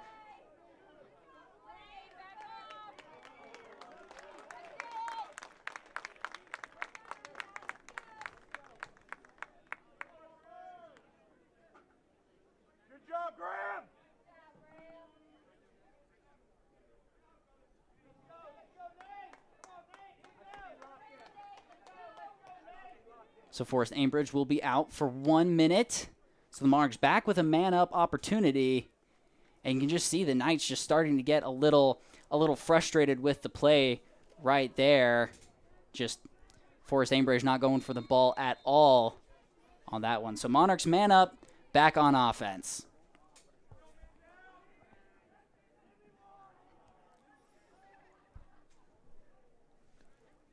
We're now under 4 minutes left to play here in this third quarter. Good tip right there by the Knights. Ball is still out. Monarchs scoop it up.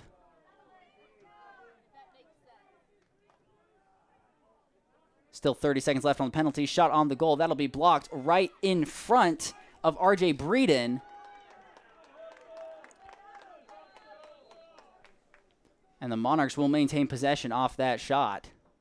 Quick pass inside. Saved by Jace Lightfoot. Lightfoot with a tremendous save off the quick inside pass and shot by the Monarchs. Yeah, much needed save there for the Knights. Here come the Knights back on the offensive end. And it looks like that'll be another offsides penalty on the Knights. Knights just killing themselves with staying on the right side of the field. Possession goes right back to the Monarchs. The penalty is killed, though, so the Knights' defense is back to full strength.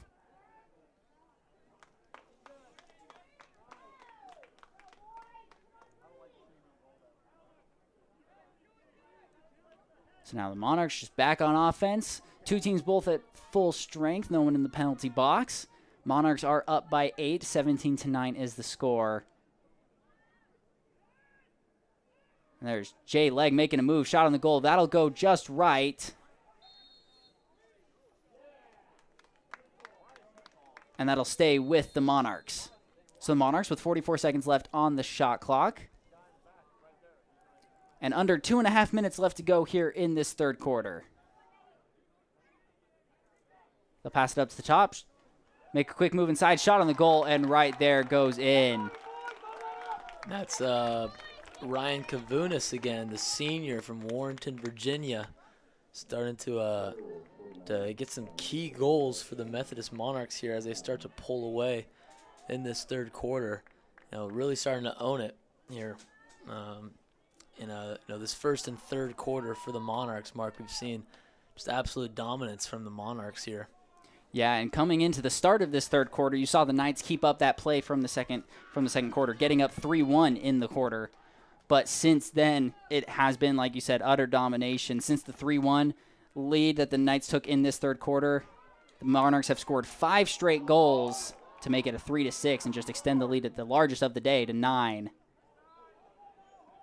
So right there, Monarchs tried to get a shot straight off of the face-off. Knights now take possession.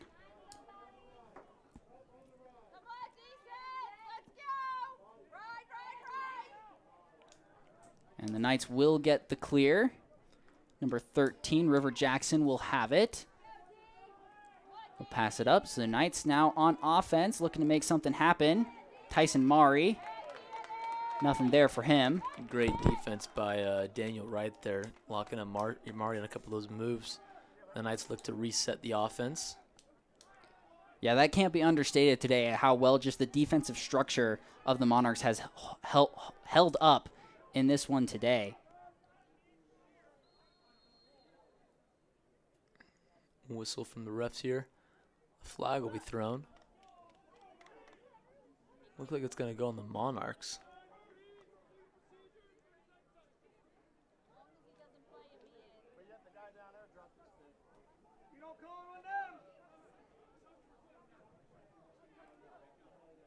So some substitutions will come in here.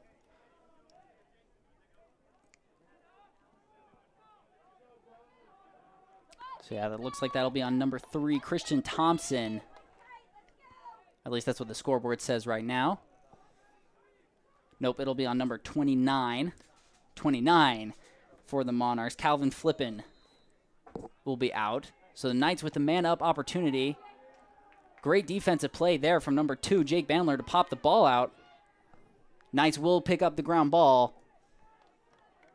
So Knights still with a man up. Just 15 seconds left on the penalty, though. Tyson Maury with the top of the key. He'll give it to J.C. Winterton. Winterton will get it back to Maury. And Mari will just fling the ball. Stays in bounds. Knights still a man up with just 3 seconds left. Pass across to J.C. Winterton. Winterton will take the shot. That'll be saved by Ethan Yar. Ball is still getting fought over it, and that will be Methodist ball. So the large contingent of Methodist fans now cheering at that one as the Monarchs kill the penalty and take possession back. 40 seconds left in the quarter, and the Monarchs are back on offense. Monarchs some quick passing. Quick move right there. Shot on the goal. That'll be saved. Jace Lightfoot. Good defense from blocks him there to shield off as best as they can. So now Scott Dupay will pass it ahead. Knights with just 15 seconds left on the clock. Try and get something going. Winterton with the ball. Shot on the goal. Winterton will put it in. Yeah, not really smart there from the Monarchs with only like 30 or 20 seconds on the clock there. They went for a quick one that ended up going into the Knights' possession. The Knights make them pay as J.C. Winterton has a low under-scoop shot that gets past Yar. And so good to see the Knights have some life here. 10-18 in favor of the Monarchs here as 12 seconds left as we head into this final quarter of play here today.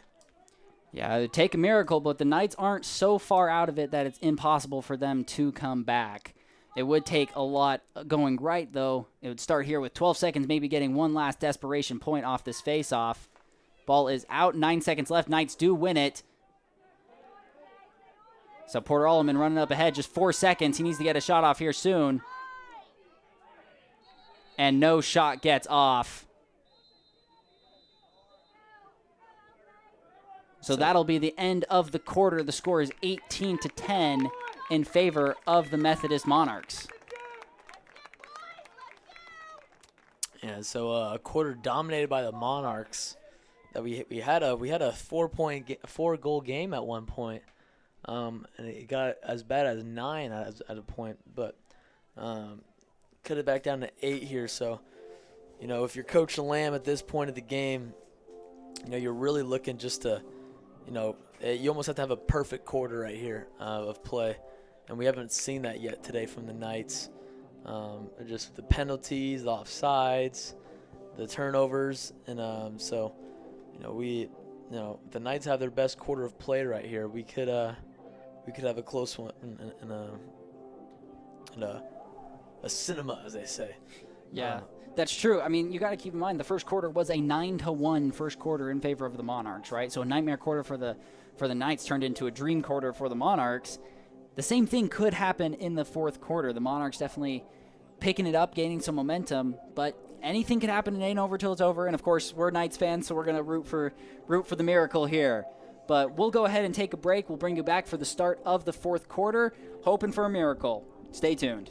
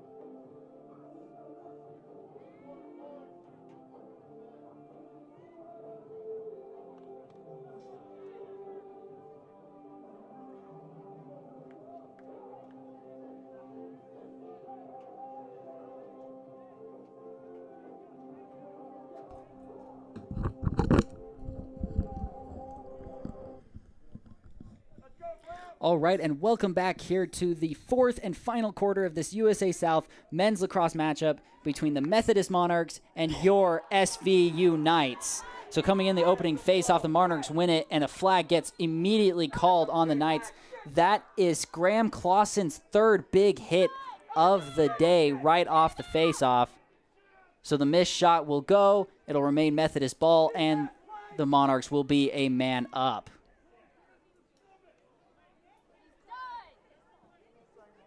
So we'll get the call here.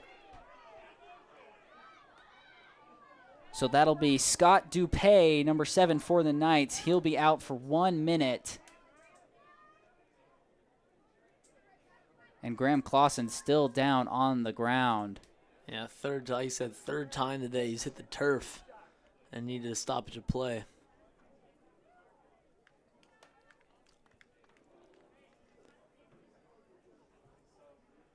You know, lacrosse is a pretty physical sport, but you know, it's not as physical as football where any minute you can just hit someone. There, like Scott Dupay just went up there and just decided to let him know. Started the fourth quarter off with a little aggression there, but like we said there, you know, maybe not the best to have a perfect quarter like we talked about. It's not the start we needed. Absolutely not.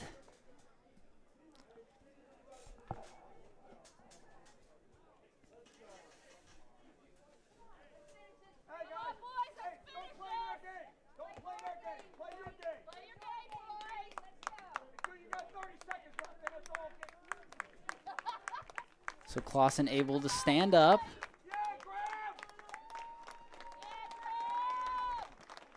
This time he doesn't seem to be able to jog it off like he did the past 2 times.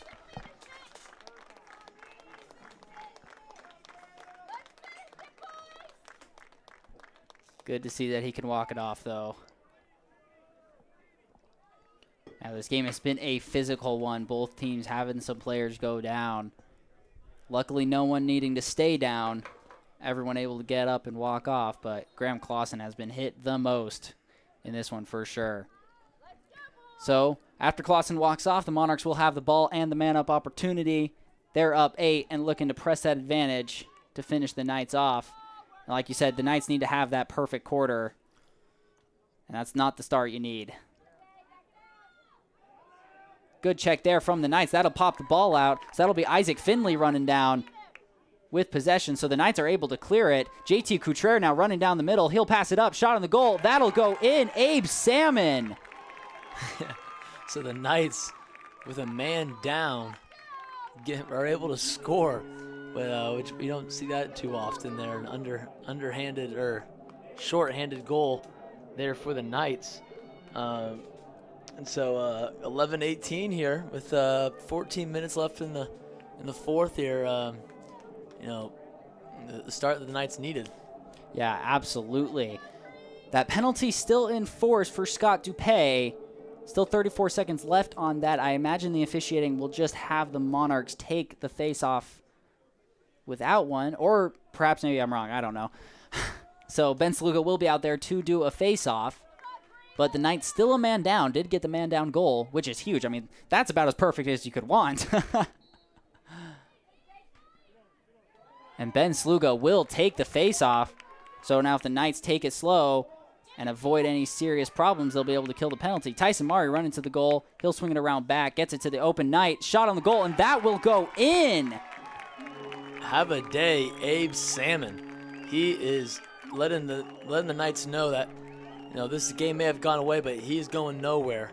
And he's letting Knight Nation know that there's still hope, there's still belief, as he's rolling his fingers saying, let's keep this thing going. I believe that's his 5th goal of the day, with the 18-12 score here. And so you know, this game is back, Mark. Yeah, and I mean, it's off of 2 man-down goals, which is just a crazy thing to have happen. If you're the Knights, you're loving that. Yeah, we'll have another face-off here. If you're Scott Dupay, maybe did you do that on purpose? Maybe to fire up the troops, maybe just to take one for the team there, and to get the momentum going. Well, I'd hope not. I'd rather have Graham Clausen safe than that, but It certainly has fired up the Knights to build some momentum. Still down 6 with a long way to go. But the score is 18-12, and another face-off win for Ben Sluga. It's impressive to see Graham Clausen back in this game after the shots that he's taken. You got to give credit to him on him being a warrior. Absolutely. So the Knights back on possession, and they'll be able to kill the penalty. Forrest Ambridge comes in. So not only do the Knights kill the penalty, they get 2 man-down goals. Impressive resilience here from the Knights. Still a long way for them to climb, but enough time for them to do it.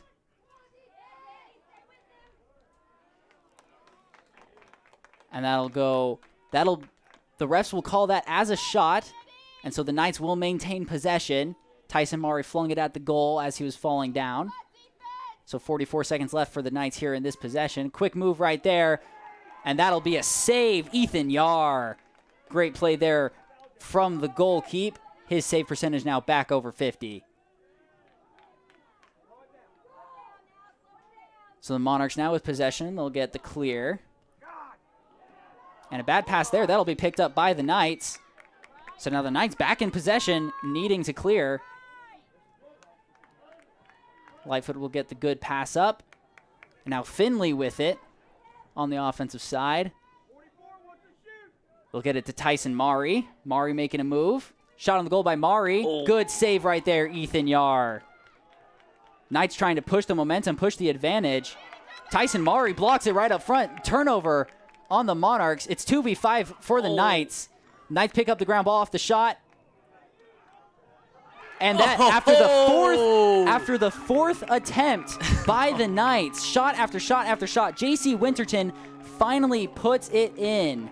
J.C. Winterton is making his presence be known here in the fourth quarter with 2 goals here. And I don't know if a ball hit one of the Monarch defenders. It might have been in the down south part of the body.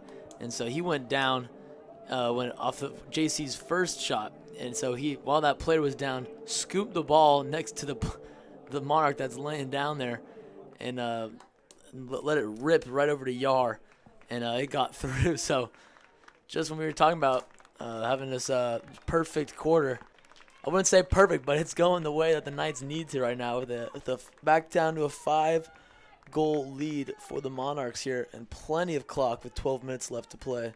Yeah, and that Methodist player will be LJOB. Think he just got in the way of Winterton's first attempt, got smacked by the stick. Like you said, Winterton picked it back up and got it. That'll be another face-off win for the Knights. So the Knights just in make-it-take-it territory right now. Tyler Murray will pass it up, and so the Knights back on offense. Obviously, in order to have a perfect quarter, you have to play all 15 minutes well. But the first 3 minutes have gone the way of the Knights and the way they need it in order to come back into this one. Still down 5. They'll give it up to Samuel Terreros, and a bad pass, and that'll just sail out of bounds. Yeah, those lazy passes have really hurt the Knights. We saw that earlier in one of the earlier quarters when that happened. And what a steal that was by Hunter Jones that knocks the stick out. Oh, and what a save by Yar.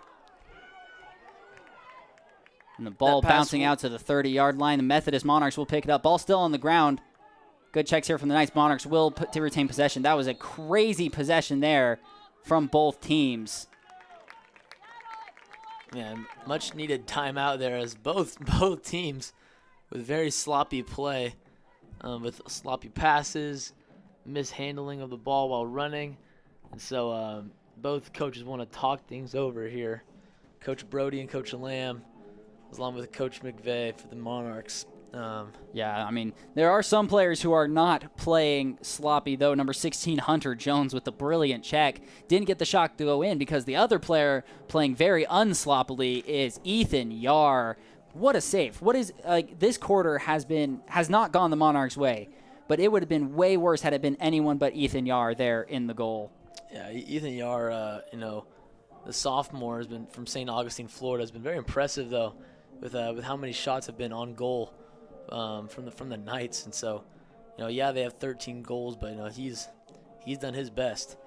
And it was that steal from Hunter Jones. Never seen that stick just came flying out of there. So Hunter Jones really had a particular steal right there with his accuracy to pick that ball out.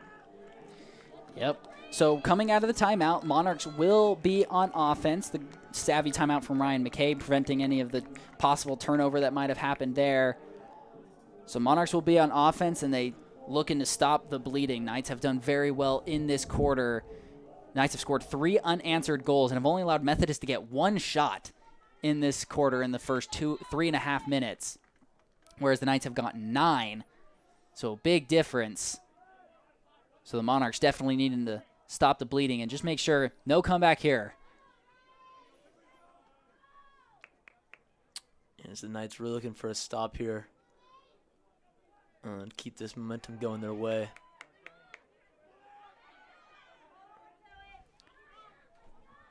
So now here come the Monarchs, number 44, R.J. Breeden. Looks like a hold on the Knight defender. That will bring in a flag there, and so I think that was number 4, Ben Sluga.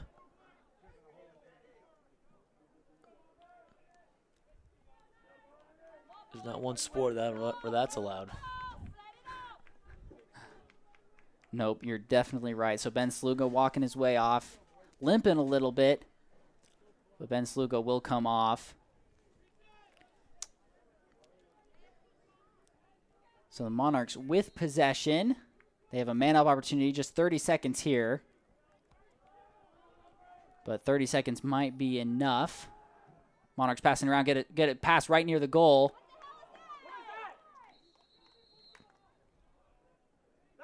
And that'll stay with the Monarchs. Bit aggressive there. I believe that was number 18, Riker McMurdy. 19, Caden blocks him there.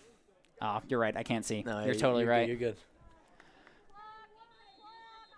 So Monarchs still with possession. Just 10 seconds left on the penalty. See if the Monarchs can get something quick going here before the Knights get back up to full strength. Quick pass, ball ends up on the ground. Picked up quick by the Monarchs. Shot on the goal. That'll go left. I believe that'll qualify as a save for Jace Lightfoot. But the penalty is killed, so the Knights defense back up to full strength. Monarchs still up by 5. Jacob Burnett for the Monarchs had multiple head-first dives towards the out-of-bounds line. They retain possession. You got to love that all-out effort for the Monarchs player. Yeah, it has been a lot of fun to see the Monarchs play today. Both teams playing extremely aggressively, as seen by the amount of penalties for both teams. Monarchs still on offense with 15 seconds left on the shot clock. Great defense from JT Couture there to seal off the way. Wow! What a rip that was from Cy Horner.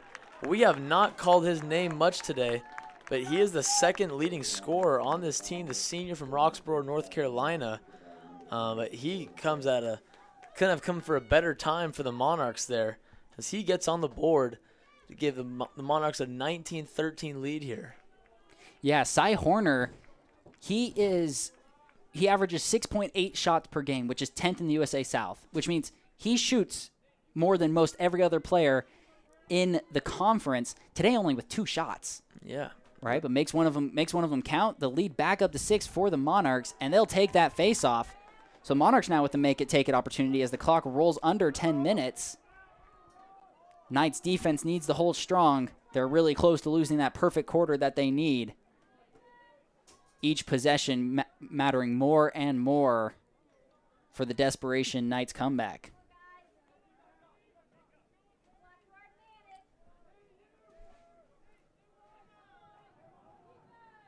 So here come the Monarchs. Trying to make a move, get in the middle. We'll just run around behind the net. Still 45 seconds on the shot clock. And that'll be an illegal screen, it looks like, on number 1, Jacob Burnett. So the Knights will take possession. That was critical right there for the Knights. Now it's time for SVU to clear, get back on offense, and clear they will. Number 13, River Jackson gets the cross, and here come the Knights. So Knights now taking it slow, getting their substitutions on. Here comes Clay Hackey. Here comes Peyton Merwin. Forrest Aimbridge. Turnover on the Knights. So now the Monarchs with the ball. Bad pass right there will just be picked up. Monarchs playing disciplined there, even with the bad passes.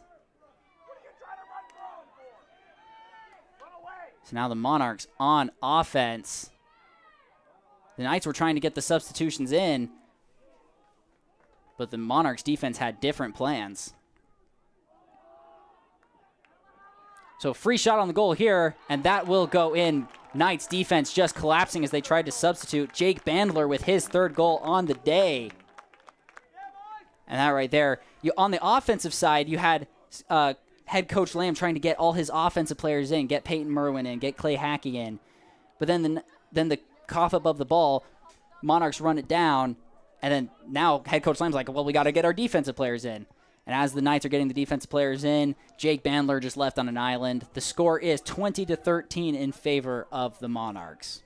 Yeah, with 8:20 on the board here, the Knights are going to have to score a goal every minute to get back in this game here. Yeah, while also not allowing the Monarchs to score any right here. Yeah. The ball pops out. A good check from behind by the Knights defenders. Ball is still out on the ground. And that'll be picked up by the Knights, but the refs will blow that one dead. Yep, there's a flag on the field, so that'll be on the Knights. The Knights just have had penalty after penalty after penalty here in this second half. It has been an aggressive and ineffective showing.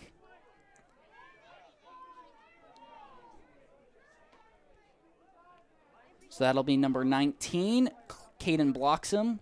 He'll be out for 1 minute. So the Knights again with a man down. Monarchs with 80 seconds and possession. 8 minutes left to go in the game.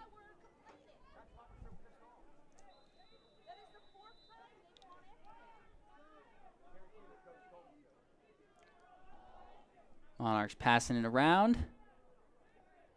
Looking for the open shot. Quick pass inside, shot on the goal, and that will go in. So the Monarchs lead back up to 8.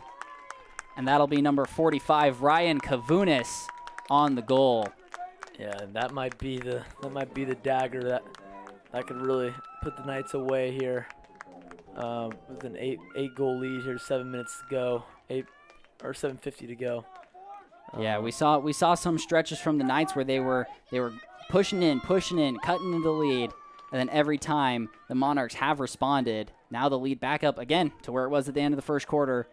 Ultimately, Knights not making any headway over the period of time.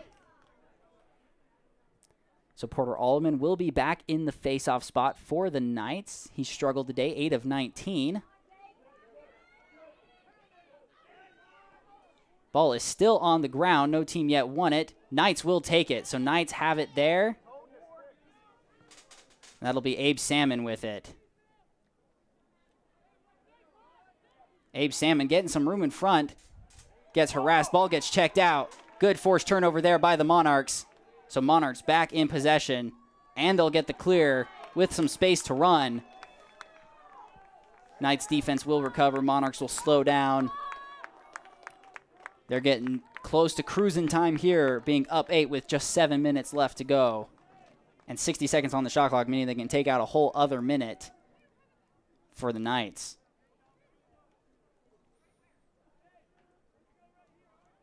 So Monarchs just taking it slow, passing it around. RJ Breeden now with it. He'll make a move. Breeden will pass it out. Nothing there. Good move from the Monarchs. Shot on the goal. And that will go in. Number 1, Jacob Burnett. That sends the lead back up to 9, where it was at one point in the third quarter. So that perfect quarter, that perfect start that the Knights had, now gone. That's what we were talking about, is that, yeah, as good as that start of the quarter, a perfect quarter involves all 15 minutes. And the last couple have just been a nightmare for the Knights. So head coach Jason Lamb will go ahead and call a timeout, and we'll take a timeout up here in the commentator's box. We'll be back following the timeout to bring you the last 6 minutes and 43 seconds of this one. Stay tuned.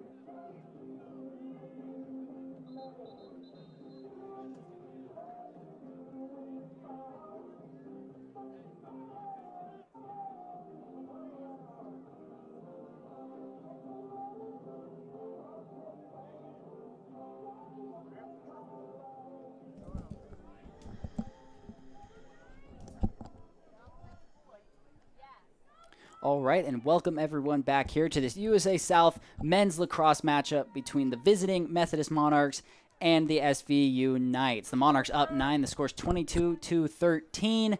Monarchs getting that last goal, forcing the timeout from head coach Jason Lamb. So we'll get another face-off here. Ball is still out, and that'll pop up right to the Knights.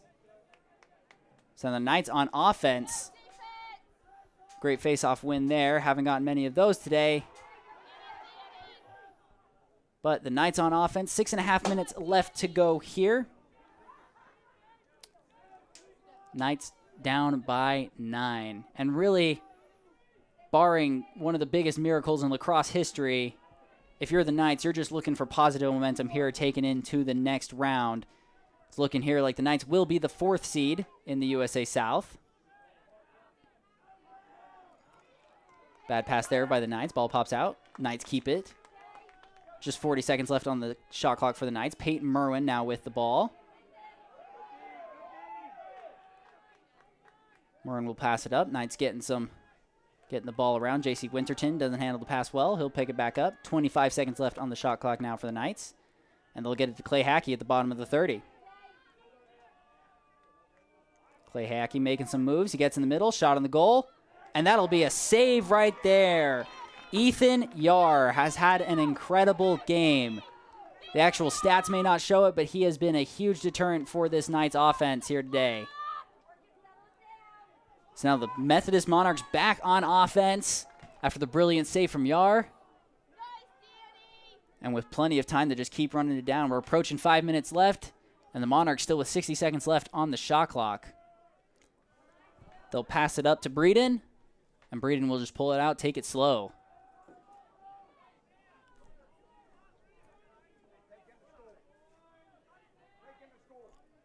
Monarchs now with 45 seconds left on the shot clock. Breeden making a move. He has Scott Dupay in front of him. Breeden will pass it out. Get up to the middle. Shot on the goal, and that will go in.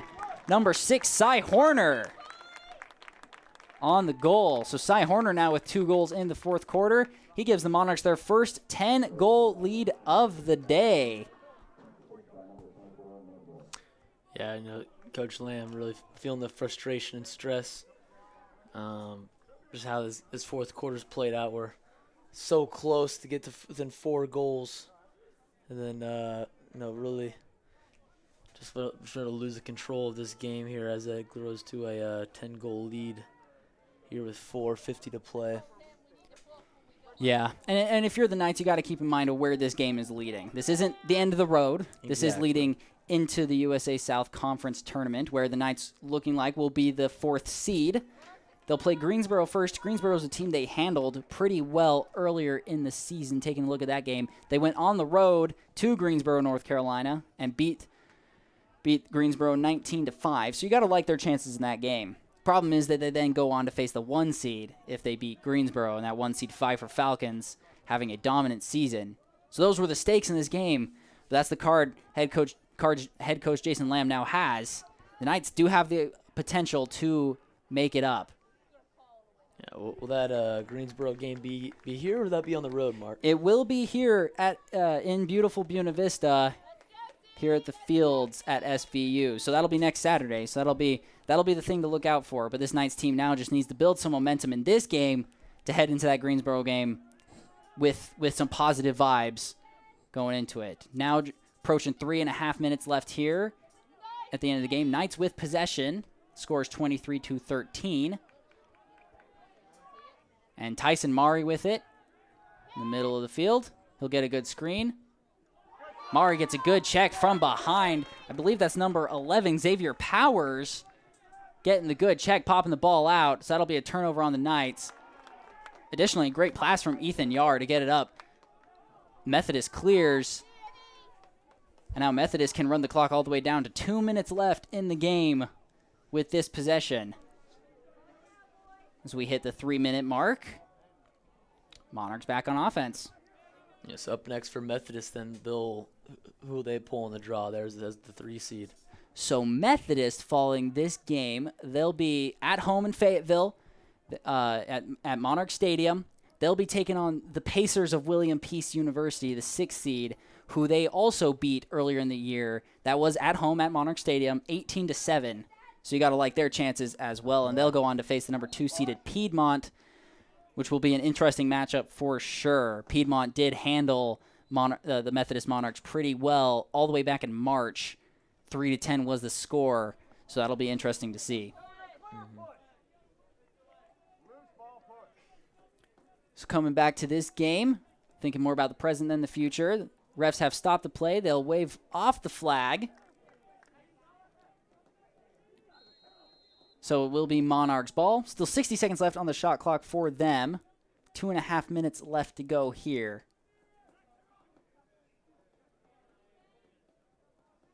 Monarchs will swing it around the back of the net.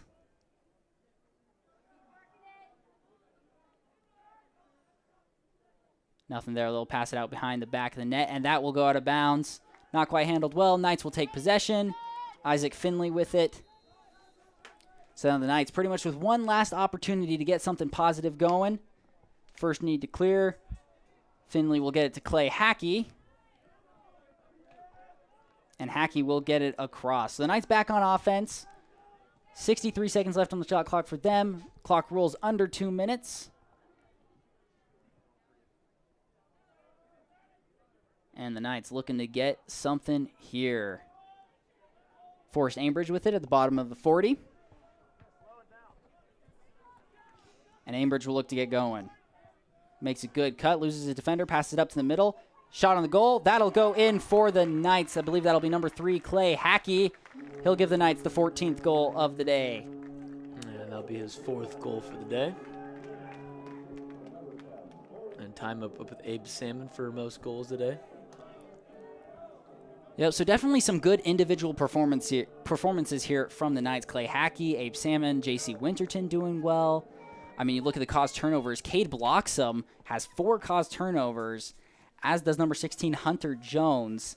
So there have been some good individual performances, but today the Knights just not able to put it all together, especially missing the great play that we have seen in recent games of Tyson Maury, Jace Lightfoot, and number 24, Porter Alleman. Those have been the key things missing from today. So I hope to see in the next round the Knights take that. But right there, Knights off the face-off win, get some quick passes back to Porter Alleman, and Porter Alleman puts it in for his first goal of the day. So the Knights just running some good offensive sets here at the end of the game as time expires.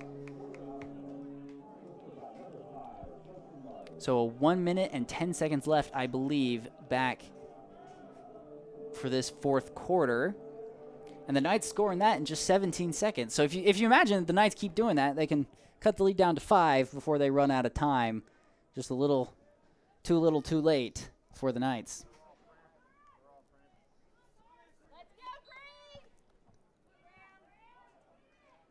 And the Monarchs will take that face-off win.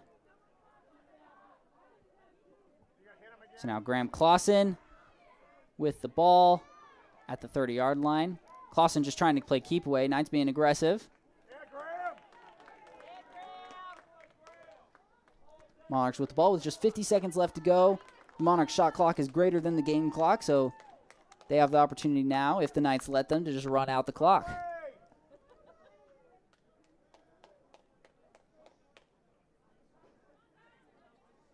And the Monarchs just taking it slow. Now making a move, number 17, Josh Crabtree. New name we haven't said. He gets a shot on the goal. That is saved. Jace Lightfoot getting a good save to end his day. A little bit of a rough day for him, but definitely picked it up. Bad pass there, not handled well. The Monarchs pick it back up. Another shot on the goal. That'll go wide. That'll stay Monarchs ball. Just 11 seconds left on the game clock. So last 10 seconds here. Monarchs came in. It was we had a pendulum swinging for first quarter, second quarter, third quarter, and fourth quarter. Knights almost brought it all the way back, but the Monarchs are able to come into Buena Vista and ride out with a victory as they obtain 3rd place. And Coach McKay has got to be proud of their team's effort here and heading into the conference tournament. Now, Coach Lamb and the Knights will regroup and focus all their power and energy into the next matchup there, hosting Greensboro, like you said there, Mark. Yep, absolutely. I mean, it's a rough loss, but it is not the end of the road. Knights will be back here next Saturday to face the Greensboro Pride, like you mentioned. As for the Monarchs, they'll be taking on the William Peace Pacers back home at Methodist Stadium. So those will be the next 2 games to see. If you're looking for more night sports to go and watch, at 6:30, the SVU men's volleyball team is in the NCAA Division III. Second round. Yeah, the second round of the NCAA Division III volleyball tournament. Look forward to that one. Hopefully, Knights going to rebound after the last year, unfortunately getting ousted by NYU. So if you're looking for more SVU sports to go watch that at 6:30. We'd appreciate it. From Mark Duffin and my good friend Cade Herrick and the rest of the broadcast crew here at SVU, we thank you for tuning in and hope you have a great night. See ya. Have a good one.